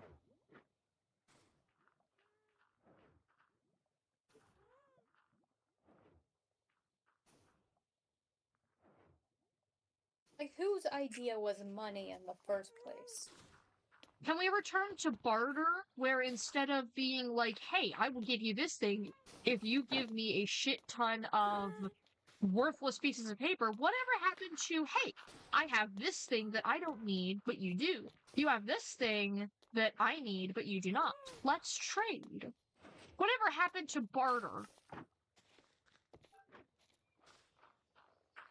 Like, could you imagine how much better the world would be if instead of having to use, like, a shit ton of dollars to pay for groceries, we were able to just, like, go to maybe a chocolatier place and they're like, hey, we need some duck eggs to bake some cakes, and do you have any? If so, we will happily give you some cake. And it's like, yeah, sure, here you go. I've got plenty of duck eggs right here. Why not that?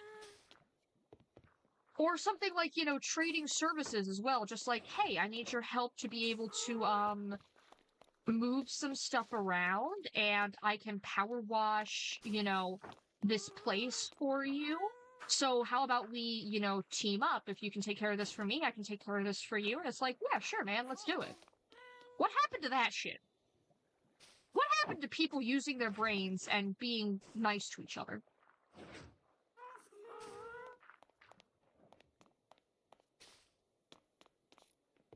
Yeah, what happened to that? Like,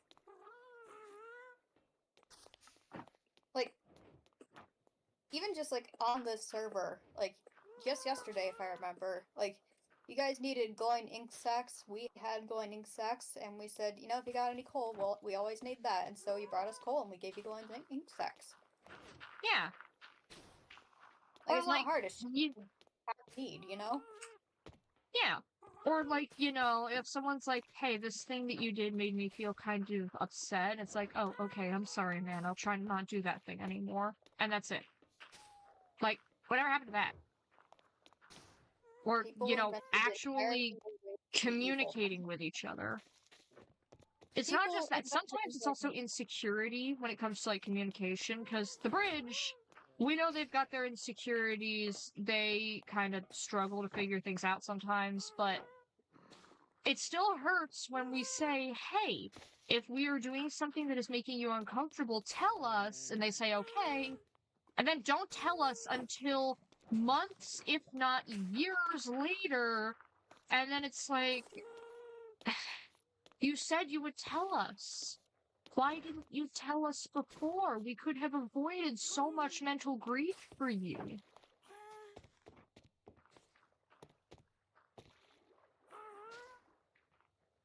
Because, like, Yeah. I think it's in part because they're scared, which, to be fair, I mean, we did kind of snap at them when they were not, you know, communicating with us. And we shouldn't have done that. Could it all have been avoided if they had just, you know, communicated? Probably, but still doesn't change the fact that we are the ones who are at fault for snapping at them. That one's on us. That's our fault. Yeah, and I think the ability to, like, admit where you're at fault is, like, a huge thing that a lot of people need to learn. Yeah, we've been trying to, because for us, it's a difficult balance, because we grew up in, you know, bullshit ass fuck hell. So it's kind of like, sometimes for us, it's a struggle to find, okay, am I blaming myself because that is what has kept me alive? Am I taking blame because that is what has let me survive? Or am I taking blame because I am actually to blame? And also trying to counter it as well with, you know, am I believing I'm in the right because I'm scared? Am I believing I'm in the right to protect myself? Or am I believing I'm in the right because, you know, unbiased view does show that I do have a point? It's hard to do, especially when you've grown up in an abusive environment with someone who tells you that, you know, anytime you disagree with them, that you're wrong and you're horrible and you're doing this to hurt them and you're an asshole. And then when you're finally freed of that and trying to break out of it, that's something that we have, especially in the recent years, been fist fighting. And the way we first became more conscious of it was actually because of the bestie that I mentioned earlier. Because we used to be a dickhead around the age of 12 or 13. And one day she finally called us on it and snapped at us. And that kind of showed. And we even brought it up to her the other day, and she said that, you know, she was probably more harsh than intended. I told her flat out, but it worked. It worked. And yet our friendship has still weathered this, and we grew and became better because of you doing this. Thank you. So, standing her ground and telling us, hey, no, the way you are treating me is not fair or right. If she hadn't put her foot down with us, or, you know, been there to, you know, still support us despite the bullshit, I don't think we would have survived. At least not as well as we did. But honestly, I do think that if she hadn't been there, we would have died at some point from some form of either self-neglect or something horribly drastic. And we are very glad that we did not. And we are still... Logically, we know that, you know, that's, you know, what friends do. Friends help each other. Friends are there for each other. And sometimes all you need to be able to make it through is a good friend. But at the same time, there's a small part of us that still thinks, you know, I want to pay her back for it. Even though we don't have to. We know we don't have to. But especially for me, there's part of me that still thinks I want to make sure that she knows for a fact, beyond any sort of approach, that I would do the same thing for her in a heartbeat. Not even a second thought, not even a first thought. Just go. And we did, kind of. There was a time where she called us in the middle of the night, we were talking, and she admitted that she was scared. She thought she needed help, mental help, right away. And we did not hesitate. We grabbed the, mental health and suicide crisis hotline, and we gave it to her. We helped to reassure her that, no, they're not going to send someone to your house to check on you unless you are telling them that, you know, you are an active threat to yourself or others. They're not going to do that. But if you need someone to talk to, these people are here to listen. They have the training. They can help you. And we still always ask, you know, are you doing okay? Are you, you know, hanging in there? I'm worried about you. And if you ever need anything, you let me know. I have a feeling that, the feeling of, you know, we owe her and that, you know, we want to pay it back is in part due to, you know, traumatic upbringing, but also in part wouldn't shock us if it was to an extent just a thing that people who are close companions do, where it's just like, hey man, you did me a solid, let me do this for you. I don't know though, because it's one of those things where it's like kind of hard to tell for sure. I'm not a psychologist, that's for sure. Just because we have like 5 years of therapy under our belt now, I think it's actually going to be soon, almost to the date, 5 years of therapy. Still, even despite, you know, all that knowledge that we've collected, we are still not experts. So a lot of this is just pulling from our own experiences, our own observations, our own thoughts, and also pulling shit out of our ass, trying to figure out, okay, what the hell is going on and how does this brain work? And honestly, I think when it comes to each individual person and how they, you know, perceive the world around them, how they operate, how they interact with others and different things, I think the best that anyone can do to try and figure out, you know, why they do what they do is just trying to connect various different threads and follow the entire tanglefuck back to a source. Even if it's only one source of many, and, it's just not even really worth anything. It's just kind of something that's there. I mean, I think it's always kind of worth it. Yeah. Because, you learn more about yourself. Or, Like, I mean, depending on who you are, yourselves. Yeah. I mean, I'd rather have, like, a bunch of little things that don't seem to matter than nothing at all, you know? Yeah, because, like, a bunch of little things that don't matter can also be, just charming to have. For example. It's just like kind of progress, you know? Yeah. Like, again, for example, we have learned that we do not do well with bastard roosters, and yeah, my brain just exploded. We do not do well with ducks of ours being hurt. We do not do well with the stress of anything that's wrong with them, and we're still willing to try to work through it because, well, these ducks are going to have these medical issues anyway, probably. The least we can do is, be the person to step up and do our best for these animals. And we're probably going to fuck it up, but damn it, we're going to try our best, and we're going to research. And if that requires me eventually having to, like, I don't know, become an NSFW furry artist on Patreon to pay off duck medical bills, so be it. Speaking of ducks, I'm real quick gonna feed Pickle again, or see if he wants.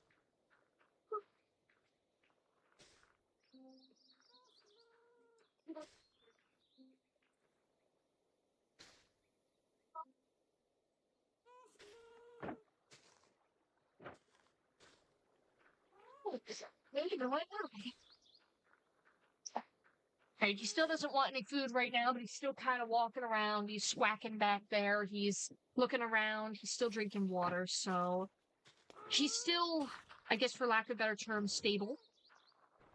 He's comfortable. But yeah, the overall, like, some of the things that we've learned is that we are deeply protective of our friends and our family. And that we have long since traced back to, our own upbringing and the bullshit that we had to go through. Everything from parentification to observing abuse. There will be times where we seem to have, intent that's like, I really, really should, like, do this thing, even if it's bad in consequence. And we can trace that back to one very specific moment where we had the chance to beat our father over the head with a wiffle ball bat, one of those plastic ones, while he was berating our mother like she was a child. We had an opportunity to do it, but we couldn't bring ourselves to take the swing. Even though we knew the wiffle bat probably wouldn't do much against him or to him, we would have at least, been able to do something. Would it have caused more problems? Likely.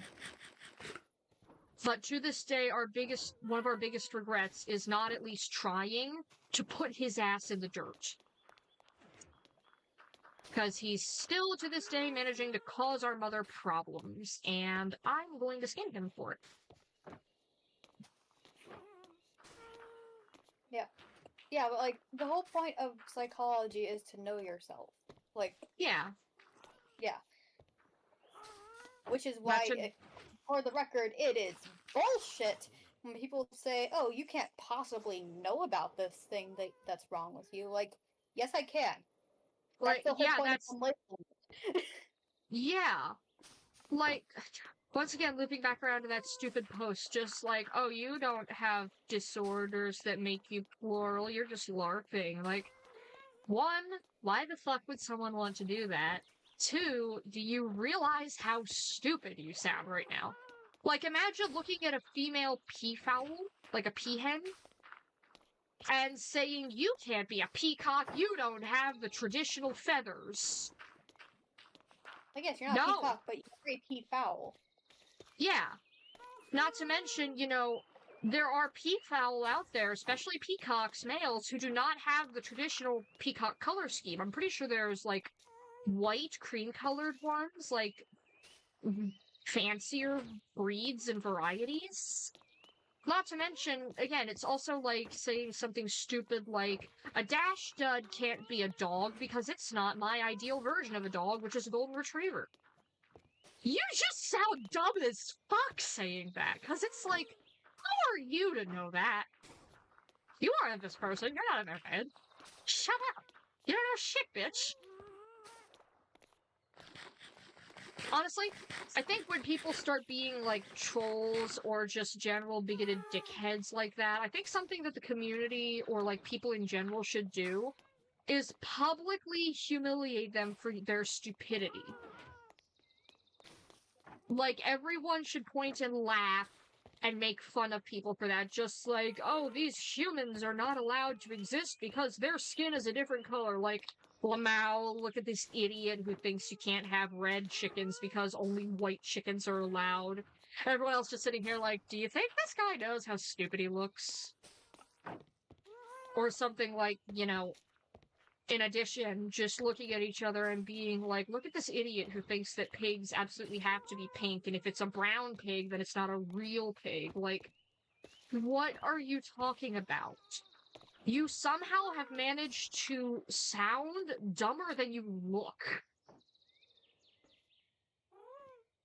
Like, really. We should start making fun of bigoted assholes and exclusionist dickheads more often. Just make fun of them for the way that they try to treat other people and they try to reduce shit down to, certain people don't deserve, good things. Actually, I think we should also extend this to the conspiracy theorists who still think that the pyramids had to have been built by aliens. Like, have you considered the indomitable human spirit? Humans may suck, but they're also really cool. We are crafty-ass bastards. And we can do shit. They had ancient Egyptians used to have boats and jars of water that they would use, and they would move water from the Red Sea and copper and things, and they would then dismantle the boats and store them in caves. Like, that's cool. Not to mention, apparently there was, like, a royal brewery where they would be able to make, I think it was like 900 or 9,000 pints of beer per batch. And they would offer this beer to, I believe, the current ruling pharaoh. But still, humans are fascinatingly brilliant at times. Don't you dare go off and say, oh, there's no way that humans could have done this at this time. Like, bitch, you have clearly never seen a human. I mean, come on, there are so many pieces of media about the indomitable human spirit, including fucking Undertale. And it's like, you mean to tell me that you think there's no way in hell a human could have made this? Or a bunch of humans? Humans are social creatures, they're very coordinated, and they're crazy. Of fucking course we would have managed to make this. There's literally no other species that could have. I do think the conspiracy theory crowd is, like, getting larger and worse because of the outsourcing of their brains to AI.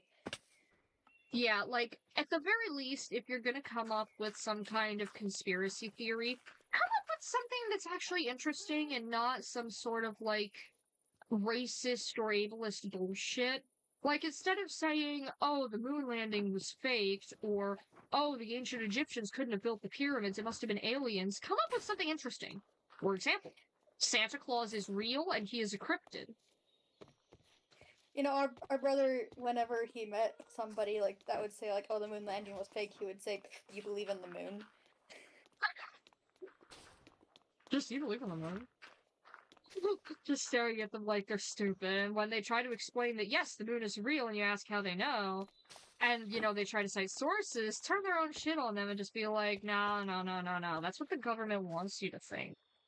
That's like a observation satellite or something. The moon isn't real, you idiot.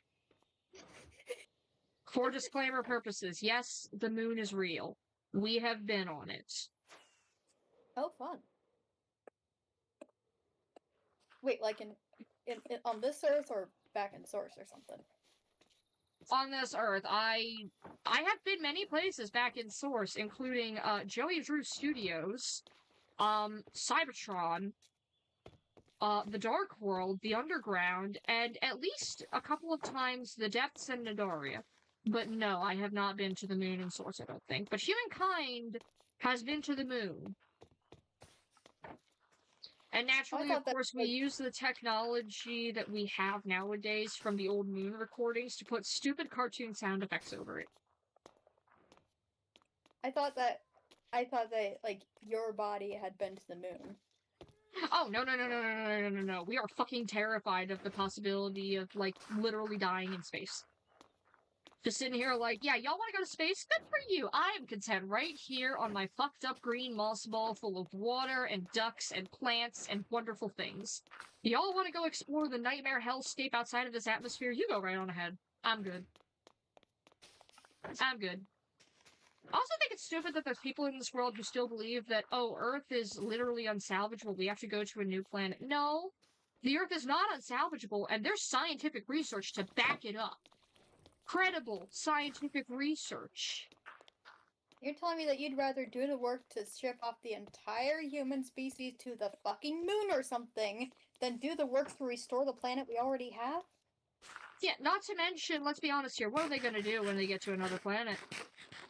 Like, you know, the whole Mars thing that they're planning to do, which is not going to work. Not with the way the technology is progressing right now, and not with the idiots in charge of it. Like, you can't even maintain this environment. You think you can build a whole new one that can sustain humans? No.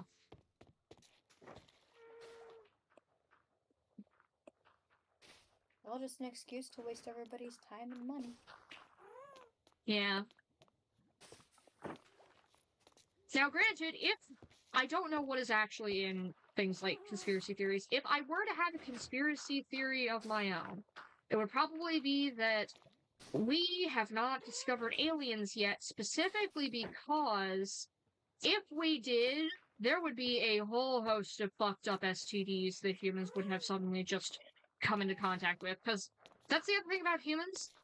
Humans are horny bastards at heart. They will fuck anything and everything.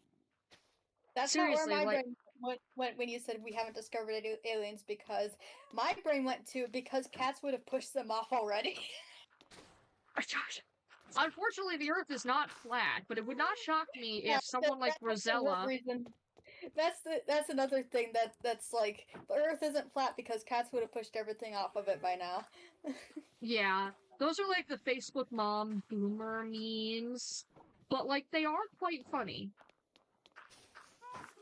And can be used to shut... Someone back there just said, okay, but consider, the Earth isn't round or flat. The Earth is an icosahedron. No?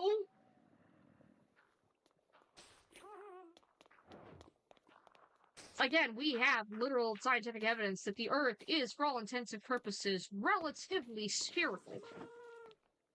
I say relatively because, let's be honest here, there is no way in hell that without being very, very carefully polished by something way bigger and way more advanced, there's no way in hell the Earth is going to be a perfect circle. There's mountains, there's valleys, there's crevices, there's oceans. This bitch is not flat. This is also not perfectly smooth. They even found that, like, the supposedly spherical base of the Earth is not actually spherical. It is slightly oval. Someone back there just said the Earth is an egg. I'm pretty sure that she already hatched, but thank you.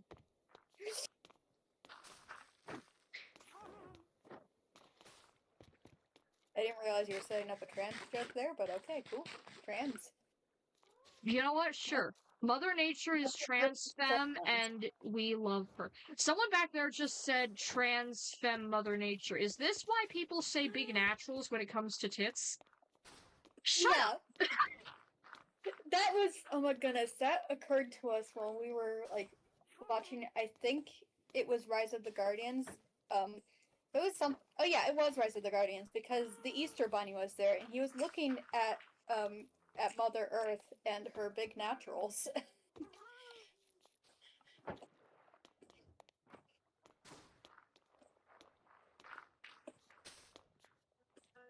Hmm.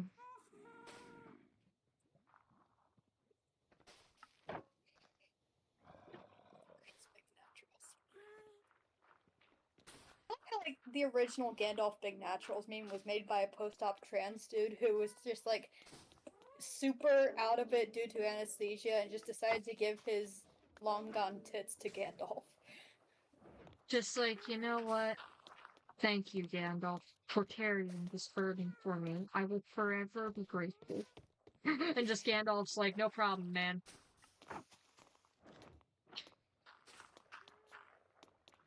I also feel like another thing sort of similar to that. Silicone tits are big naturals. They don't have to be like actually natural. They can be silicone. Yeah. Also, because we saw a post saying something about Gandalf Big Naturals becoming like fetishizing or something along the lines of that. Because like big naturals, I don't know. It depends. It's kind of like things like chubby or plump, I guess. Because like, say you know. It all depends on the context. Yeah. And we have mostly seen the phrase big naturals being thrown around with, like, cis dudes with fat boobs. Like... Hell yeah. Like, it's not about tits, really. It's just about, like, things on your chest. Yeah. Plus, I think there are people in this world who need to kind of, like, take a bit of a closer look, because there is a difference between body positivity and fetishization. That is something that exists. For example, dickheads that we have long since, cut ties with. The way that they viewed, BIPOC folks was kind of bordering towards fetishization. No, it was like, fetishization. Yeah, that was creepy. But like, I don't know if it's creepy or not, but there will be some times where I just see someone with the most beautiful skin tone, or they have vitiligo and it looks wonderful on them, and I'll tell them, I'm really sorry if this sounds weird, but I love the way that your skin looks. Like, it genuinely is so pretty. And again, not sure if that's a weird thing to say or not, but it's true. Like, every aspect of people is beautiful. Their hair, their skin, their eyes, the way they dress, their nails, the way they speak. It's not even necessarily, you know, something that has to be, you know, anything specific.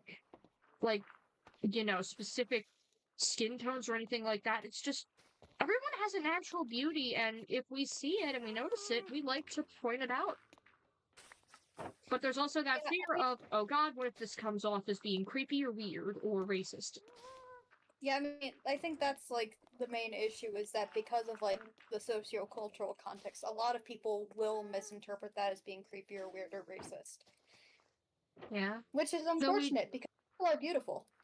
Yeah. Like, I do think, however, there was a time where we were working our first job that we unfortunately had to leave due to we weren't getting enough hours, so we had to find one that was better, which is the one we're at now. But at our first job, this woman came to the checkout counter, and she had the most beautiful, like, chocolate brown skin tone. I had to tell her, I'm so sorry if this sounds weird, but your skin tone is gorgeous. And apparently that made her day.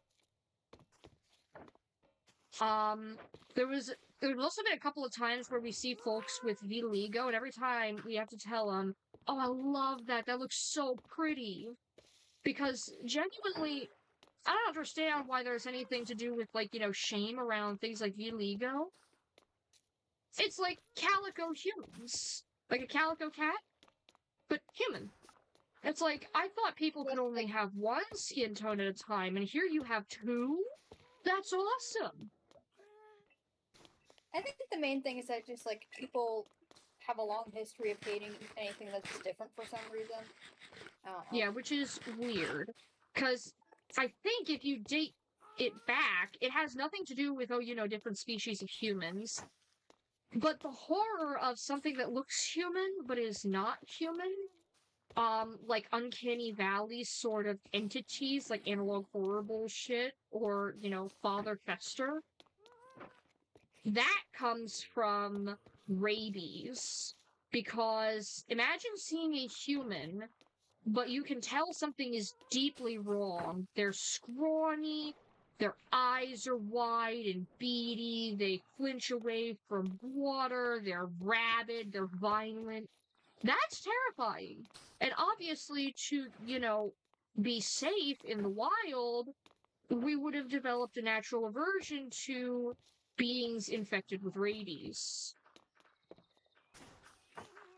But to say that that's an excuse for racism is stupid because that's not right, Chief. Because they're That's still not right. humans. Yeah, like, they might not look exactly like humans, but that's the main thing. They act like humans. And humans are social creatures. I mean, hell, like, we pack bond. Humans will pack bond with anything. We spill our pack bonding instincts like we're spilling fucking buckets of water all over the place. Yeah, like, just because they don't look like white people doesn't mean that they're not people, you know? They're still people, still humans. Yeah, like, so fucking what if it's like, oh, these people have a different skin tone, so they're lesser. Says fucking who? I'm sorry, I didn't know you were the CEO of human creation. No, the hell you are not. If people have different skin tones, that is not because, oh, we are supposed to wipe them out because we are so much better than them. No, it is because people are supposed to be varied and different, and that's cool.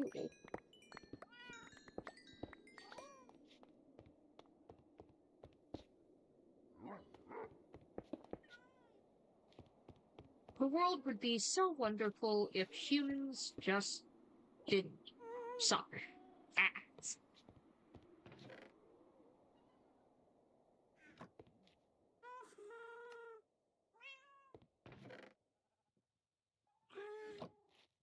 I just realized my chest plate is named Titty Holder.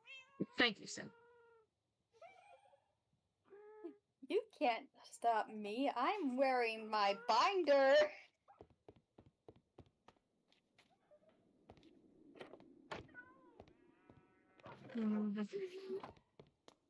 But yeah, it's like, it's one of those whole things where it's just like, literally, why are humans like this?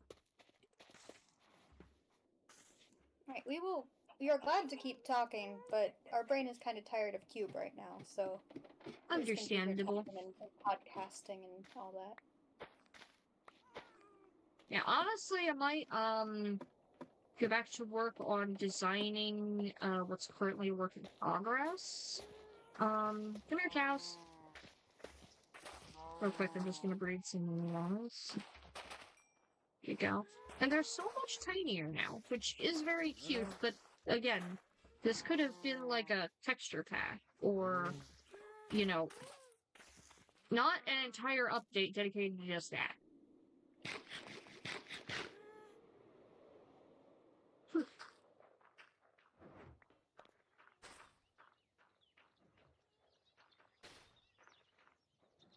Oh my goodness, I'm looking at a chat. I project onto my favorite character and make them act like me, and then I act like them. How long until we turn into the same person? Funniest. This is how big plural gets you. This is how big plural gets you. Hang on, wait, is this in the stream chat? No, this is in a different Discord server altogether. Oh. Yeah. I forgot that I set the goddamn thumbnail of this to a tiny baby goose, a tiny baby gosling, and then Mama Goose just like, what the hell are you doing, child?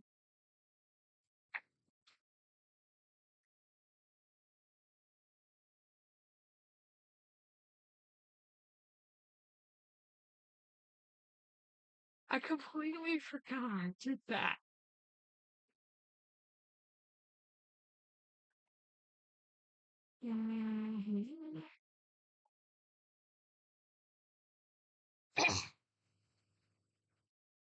Alright, okay. And now we go over to here. This is an older copy of the world that we're doing this build planning on. I do like the way I want to add more detail on these walls, though.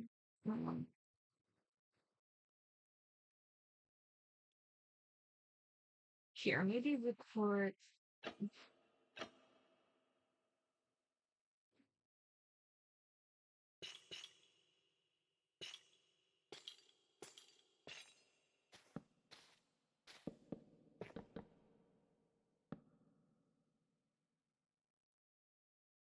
You know what? Where's my wooden axe?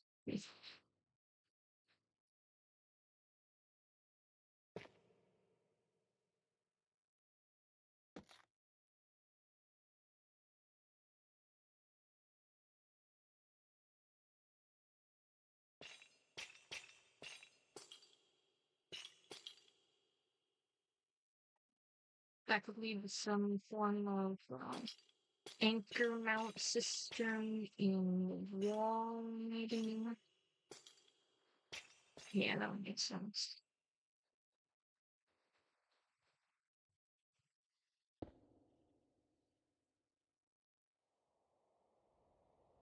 Oh.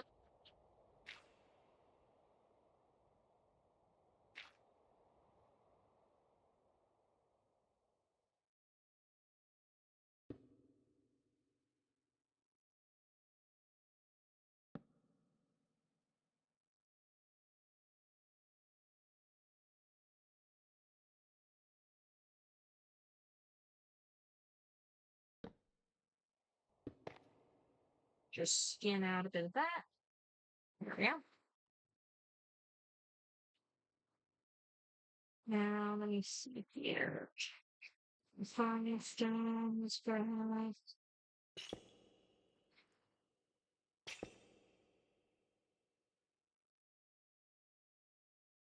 Offering. So I am gonna swap this out for just exposed chisel.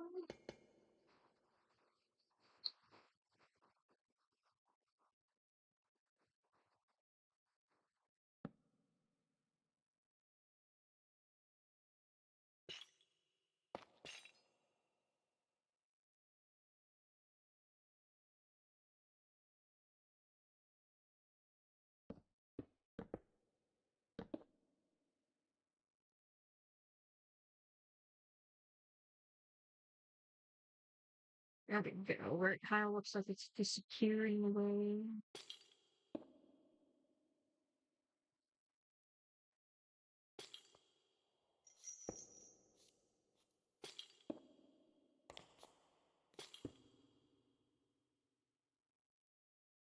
Almost like a winch to help keep everything supported. Yeah.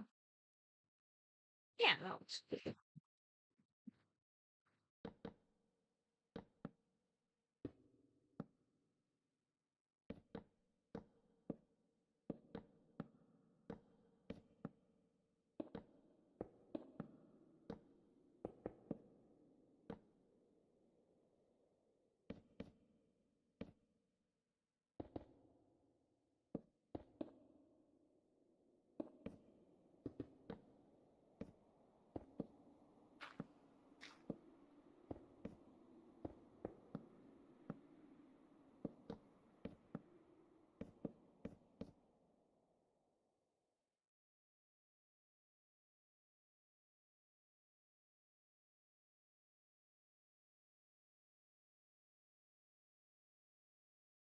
Yeah, I do like this so far.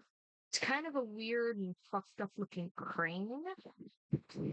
But I'm pretty sure if I give it a little bit of love, by a little bit of love, I mean, some weathering. Hmm. Okay.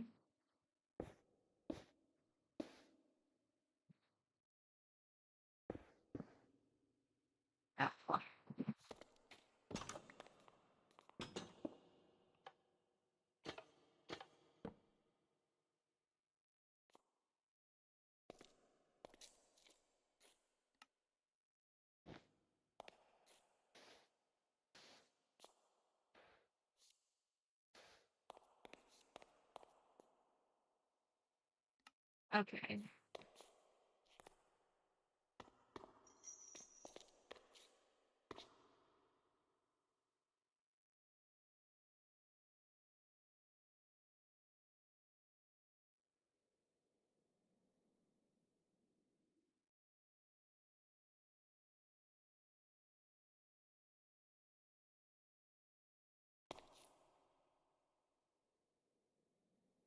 Yeah. Some shelves. Do I want shelves? Bookshelves. Actually, we'll swap out fridge. Some.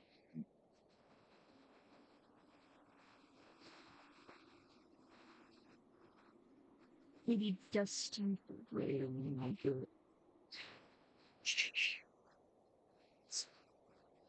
Trapdoors, of course. Buttons.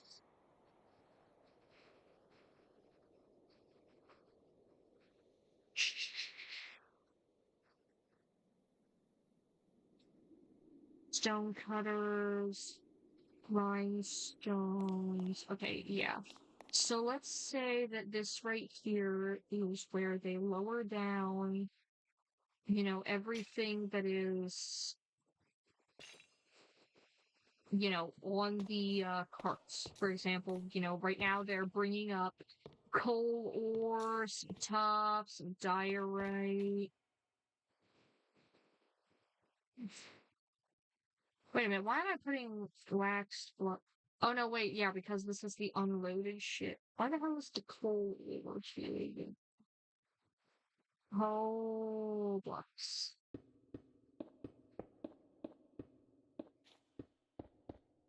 Because realistically, it doesn't make sense for coal ore. But yeah, maybe this is where they load it onto the trucks. But to get it to that extent, they need a giant, polishing system. And obviously, of course, they would need to cut it down into huge blocks. Ooh. Okay, I'm thinking. Wait for it. Brain blast.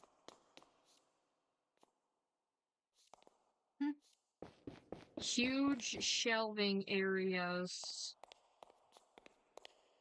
where the giant ass blocks are kept until it's time to move them.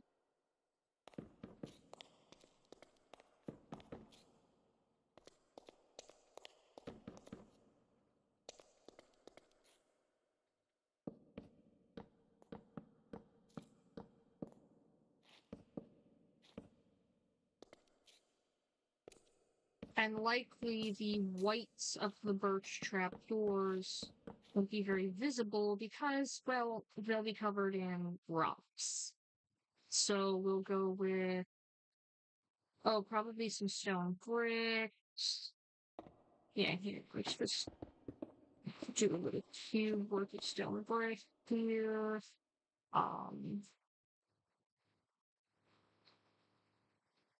Let's see. On here, we'll have a few pieces of smooth basalt, kind of just because it's not very easy to get a hold of. Over here, we'll have a block of amethyst, maybe.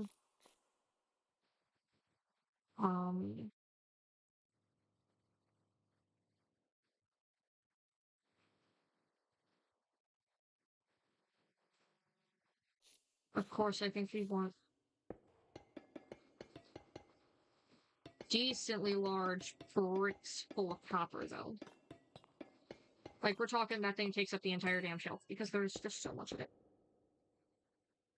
A little bit of lapis, dotted around. And let's see. Let's have some andesite, too. Probably not going to be much of it left, because, well, it's andesite. andesite is fairly popular.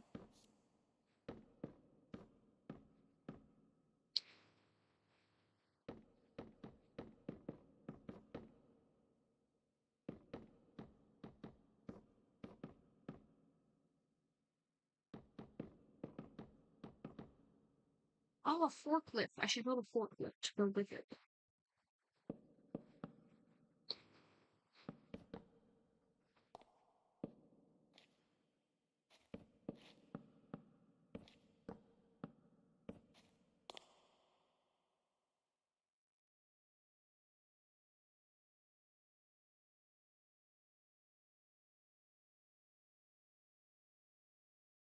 Are you forklift certified though? If the cops ask, yes.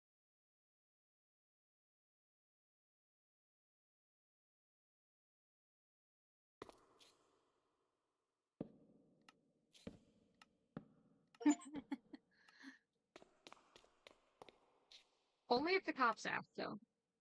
But only if the cops ask. Yeah.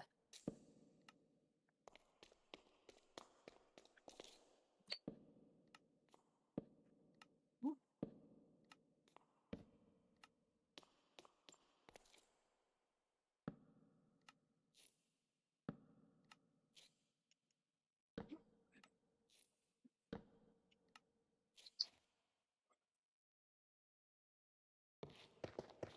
Actually, I'm going to take this a little bit further back.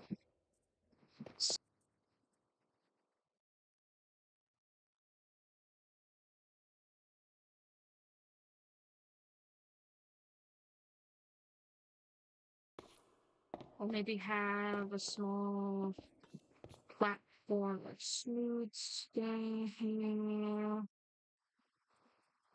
We'll have a little fluff there, maybe.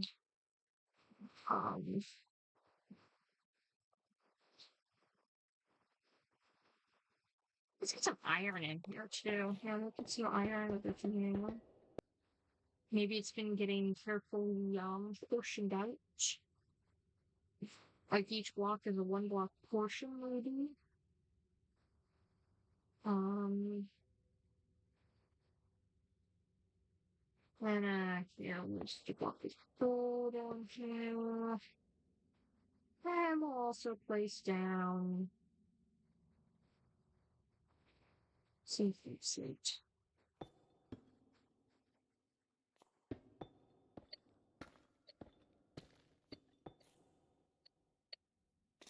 No.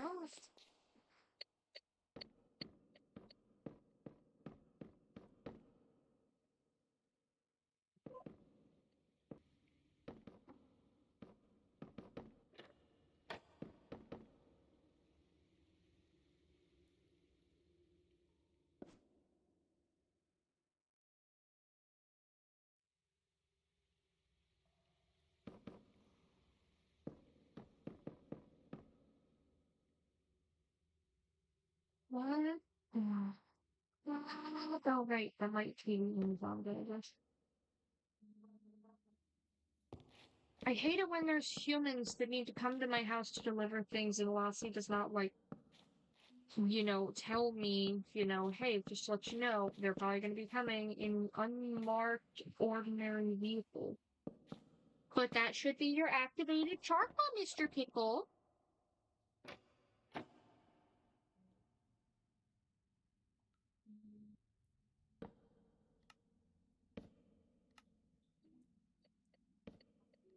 And hopefully that should help you.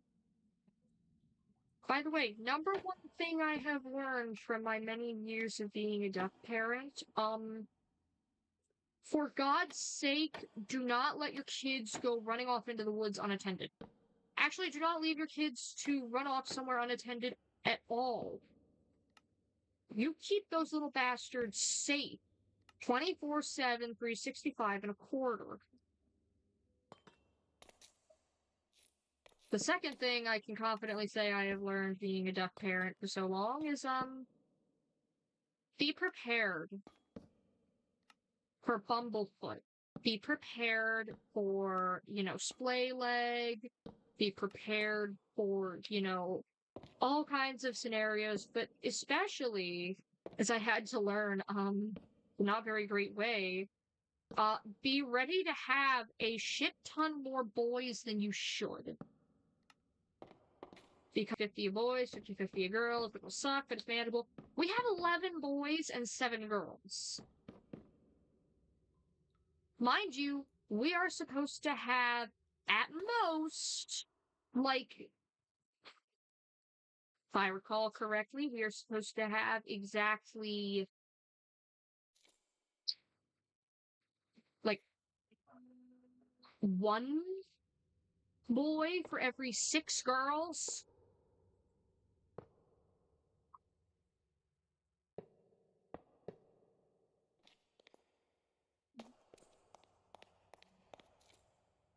So as you can imagine, that's probably not a good thing.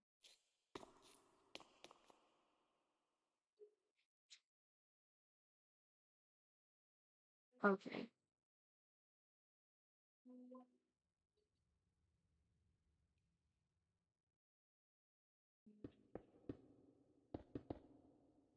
Uh,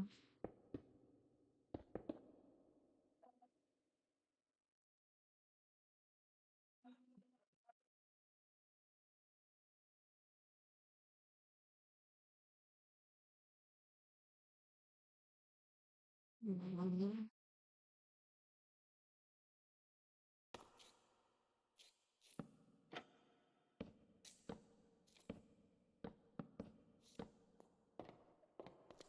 that's a giant ass fucking tractor thing that just went by my house. What the hell?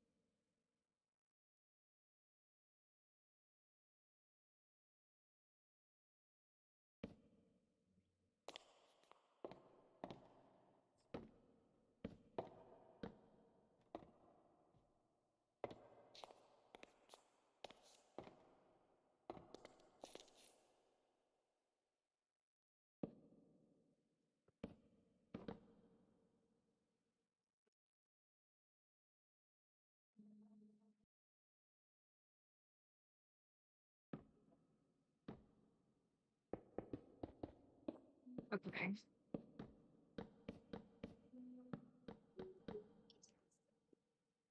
First things first, I'm actually gonna go over here. And this is where I'm going to design the fucking crisper. Now, of course, begs the question, Minecraft forklift designs. I want to look at some and I want to get some ideas. Let's see.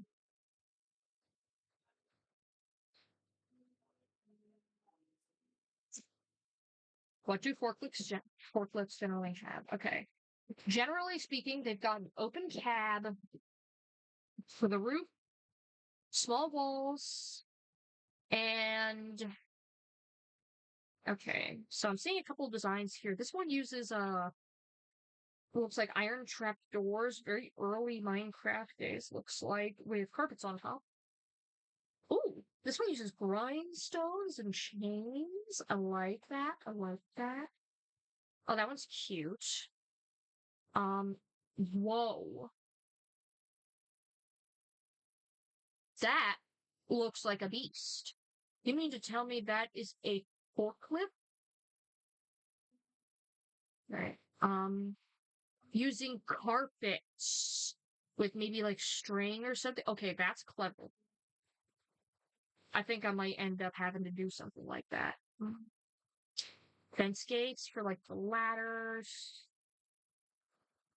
Seat.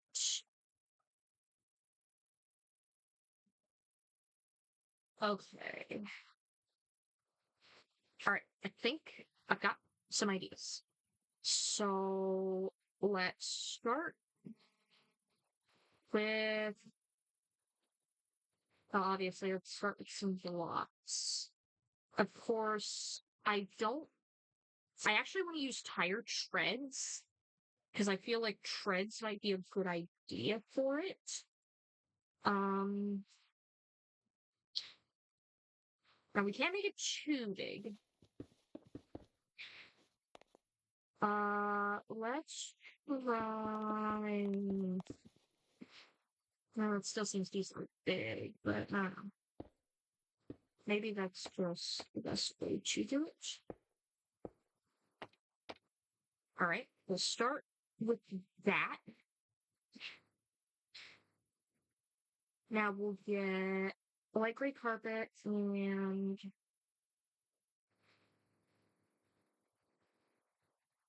iron trap doors. Well, no, actually, I think I need to build up a tab first. So, let's do that. Yeah, let's build up the tab first. Now, obviously, of course, these treads are going to need something between them. So let me see. What did I use down? Observers, lightning rods, and grindstones. Okay, I could work with that. Where instead we have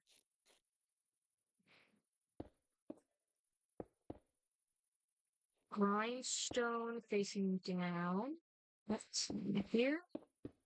Of course, we have these along the bottom. Just, some sort of like specialized pipes to help everything stay nice. And then we'll put some oxidized copper trapdoors along by here. Yep. Okay. And I'm pretty sure I can extend out my threads slightly. Yeah, I think I can. Well, no, actually, let's not do that. Instead, let's see about getting this thing together.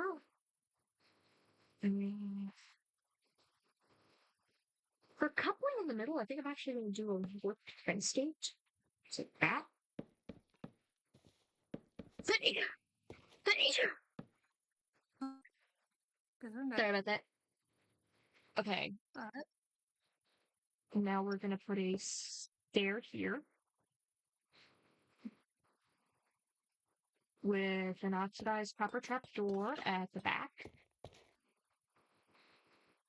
to make like a small seat. And then we'll do...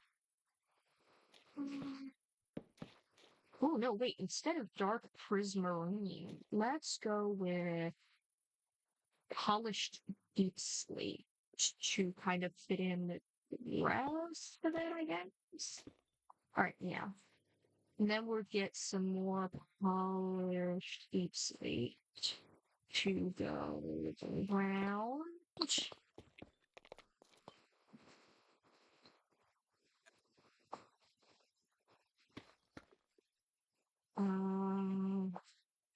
Stairs. And slabs, because I'm gonna be honest, I really don't think I want this shit like touching the belt much. I think the belt I want to have be kind of like more separated. Now that I do kind of like.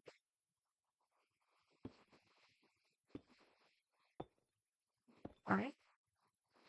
Then we want that right there, I believe.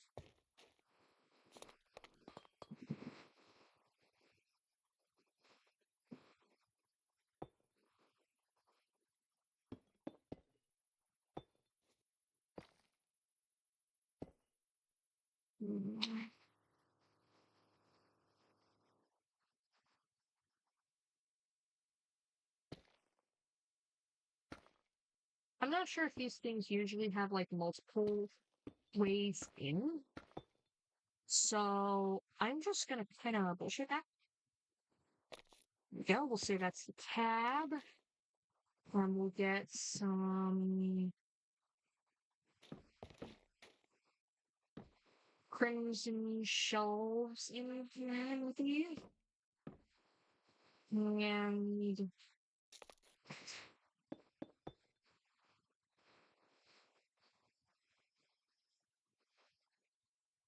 we're gonna get some.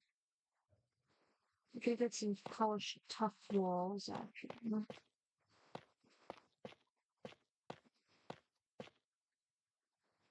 And of course, we're also gonna get. Let's see.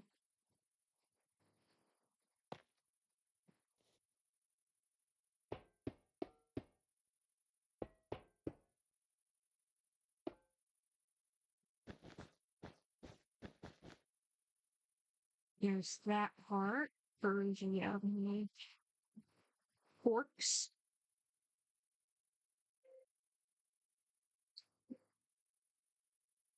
Now, if we do want to, I don't think we want like a door, but I think we do want like,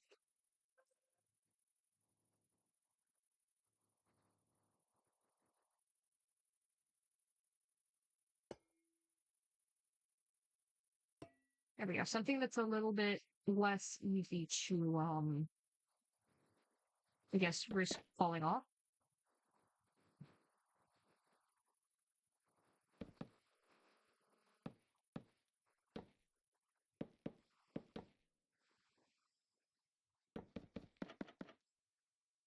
Okay. Now, what kind of walls should we?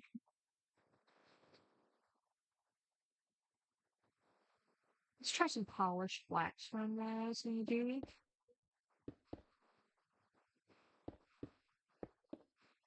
Yeah, and then we'll do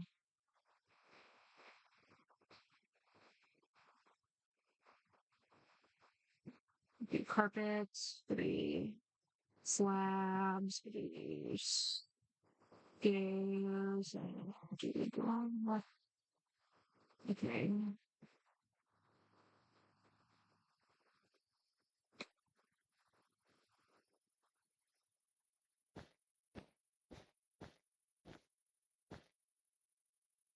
I mean, that seems pretty low down, but I don't know for sure.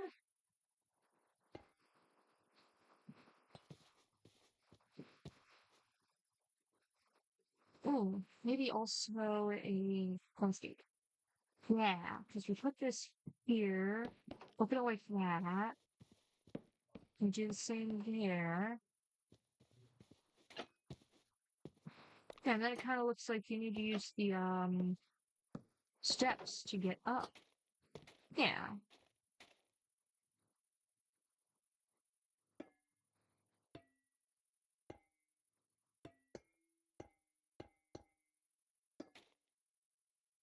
Okay, I do not like the cyan carpet. That does not fit. Give me the copper tractors instead. Yeah.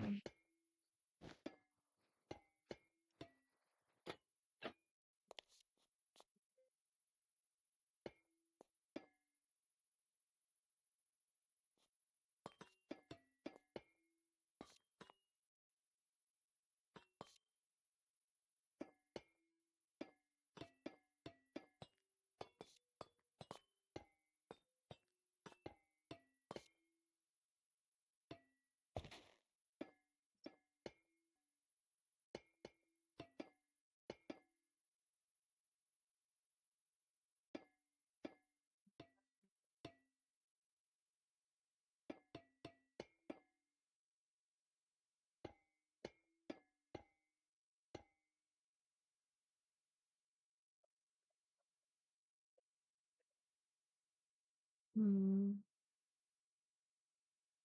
You know what? No, I think I want this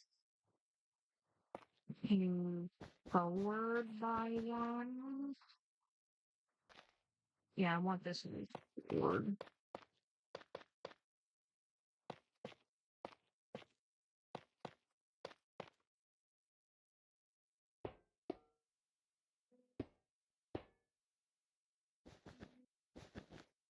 Hmm.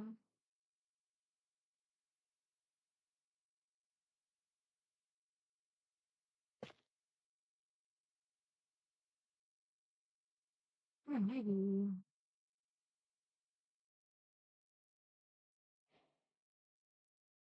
Yeah.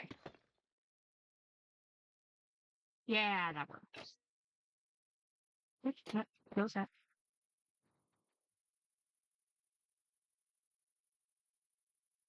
Then we're actually going to use a Neo Penscape right there. Open it. Okay, I like that. I like that. Hmm. What else could I do? Well, obviously it needs controls. So let's grab levers. Oh, yep. Want to put one there as well. We're gonna want, I think, maybe not a pressure plate. Sure. Okay. You know what? Hold on.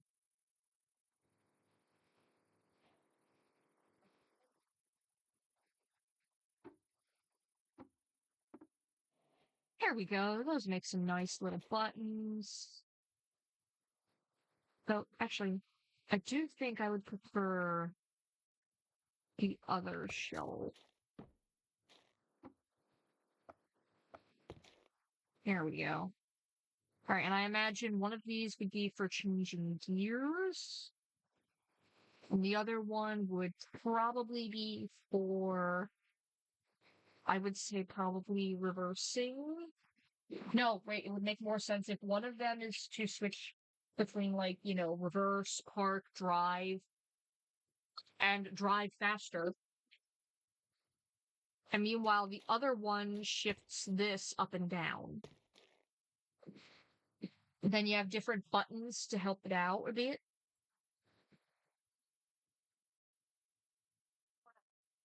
Ooh, actually, hold on. Got an idea.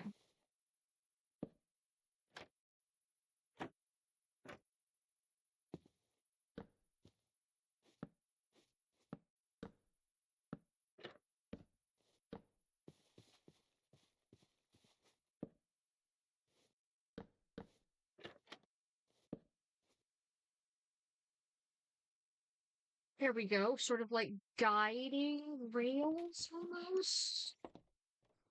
Yeah. I like that. Now, of course, they need light. So let me, see. Can I use exposed copper first?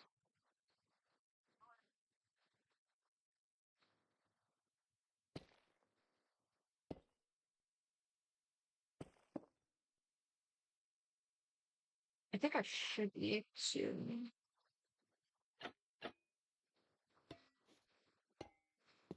It's more just a matter of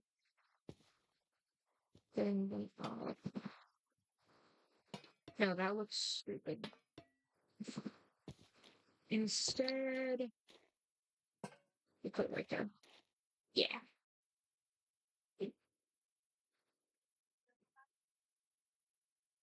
All right. Funky little forklift, but of course it is missing something. I need a wall of some sort. Hold on, what did I use over here again? Oh, right, acacia waxed.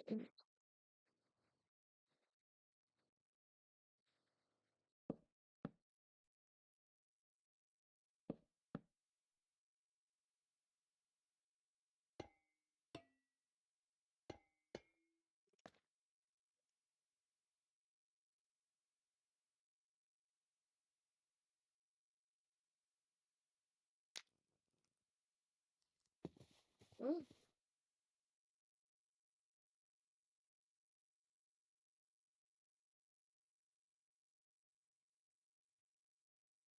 I'm happy with the time for those. Does that help? Kind of, yeah. Here, maybe I move these out by one.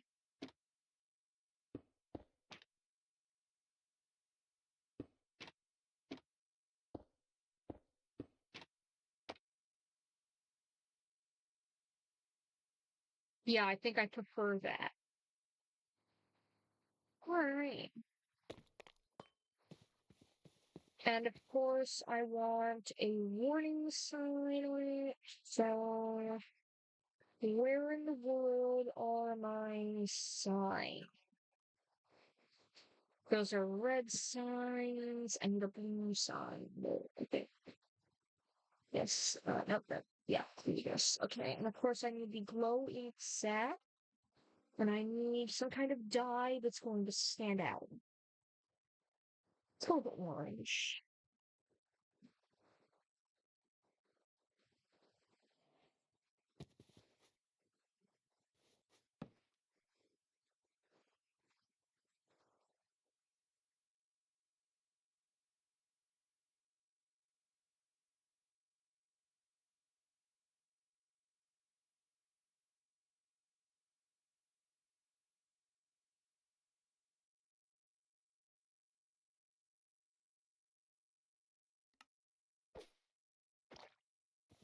There we go.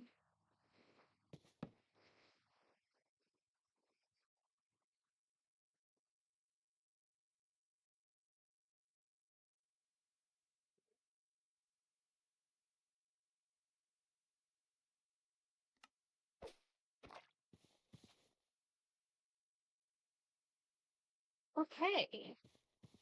And I am honestly pretty proud of this little thing.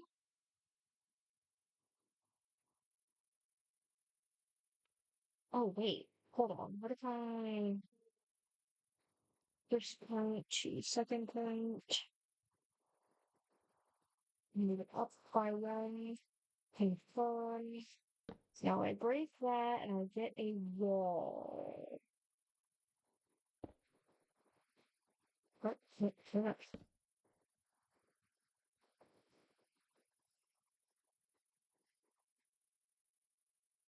You know what? Yeah, give me a blast furnace to shove in here.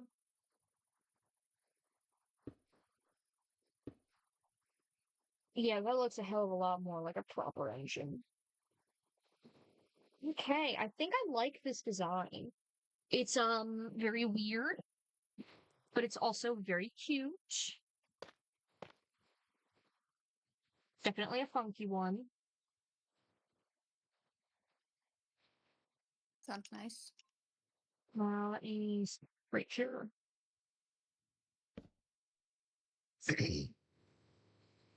It's my throat tries to betray me.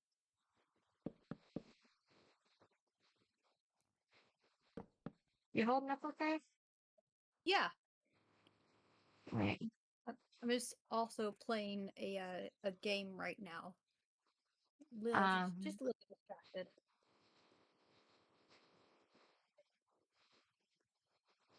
Just a little bit distracted.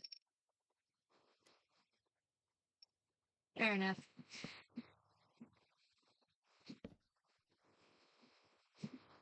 Let me see here. Area editor. Corner one. Move to actually now. Corner one. Now move to then corner two. Move to up. Need to increase you by one. Everything contained. Everything is contained. Yeah. Okay. Area editor, save schematic as SMP Small fork.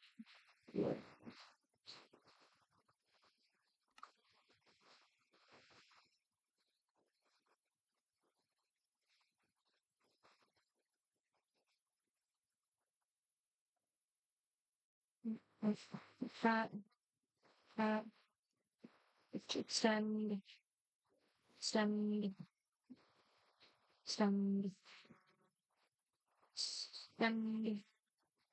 Alright. Now we move the stitch.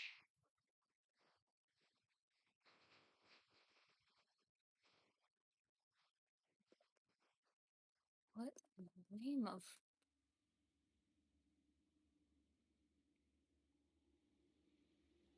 Well, this is interesting.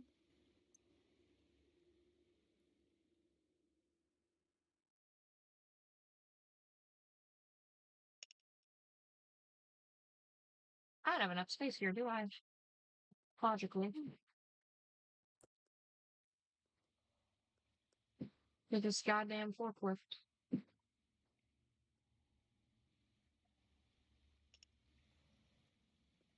Huh. I don't.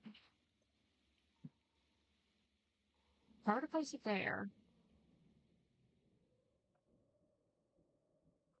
Okay.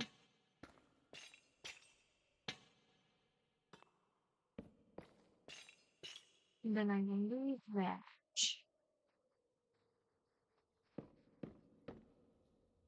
And then I also... Where's my damn axe? I keep getting rid of it even though I need it again. No, no, no, no, no. We want that position sit there. This one sit here. Such air. Yep. And now, of course, we get rid of all these extra signs.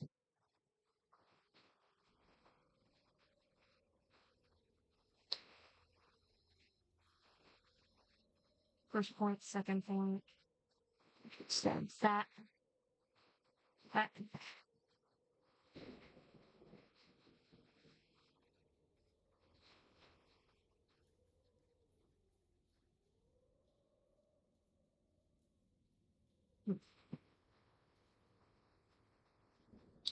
Ideally, that should probably go there. But I need to move this forklift then, so congratulations, you're getting over here. Hello, forklift. I am back again. Yeah, alright, let's extend. Okay. Boop. Boop. Boop. Boop. Okay.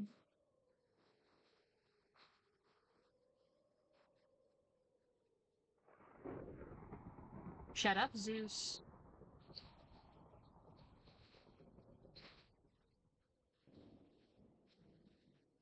Okay.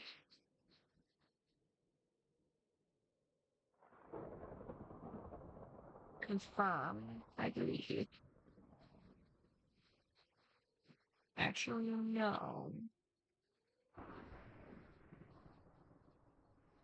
Let's extend. Yep, extend her around.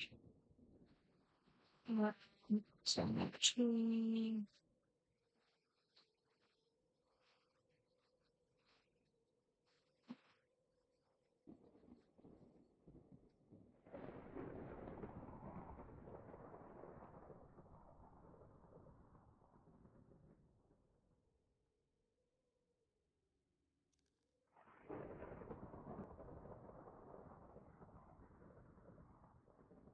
Okay.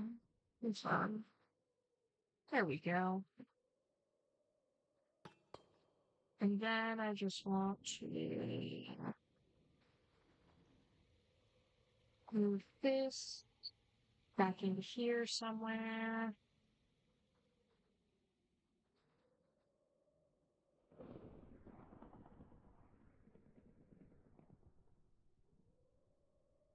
Confirm. There we go. And now theoretically, this would have enough space to turn, grab some of that, and load it onto the pallets so that it can be dealt with. Weather clear, please. We do not need Zeus's balls. Alright. There's that.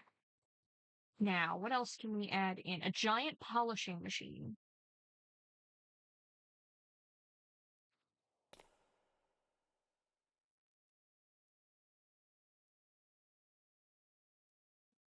And probably also something to do with, like, you know, being able to cut down the huge nightmare blocks into, sections. Up. Hang on just a minute. Where is my...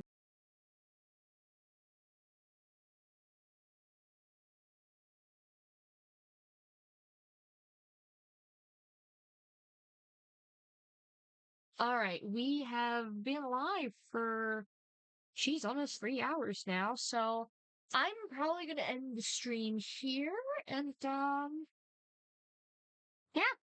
I hope y'all have enjoyed, listening to us and also Ignis ramble relentlessly. It will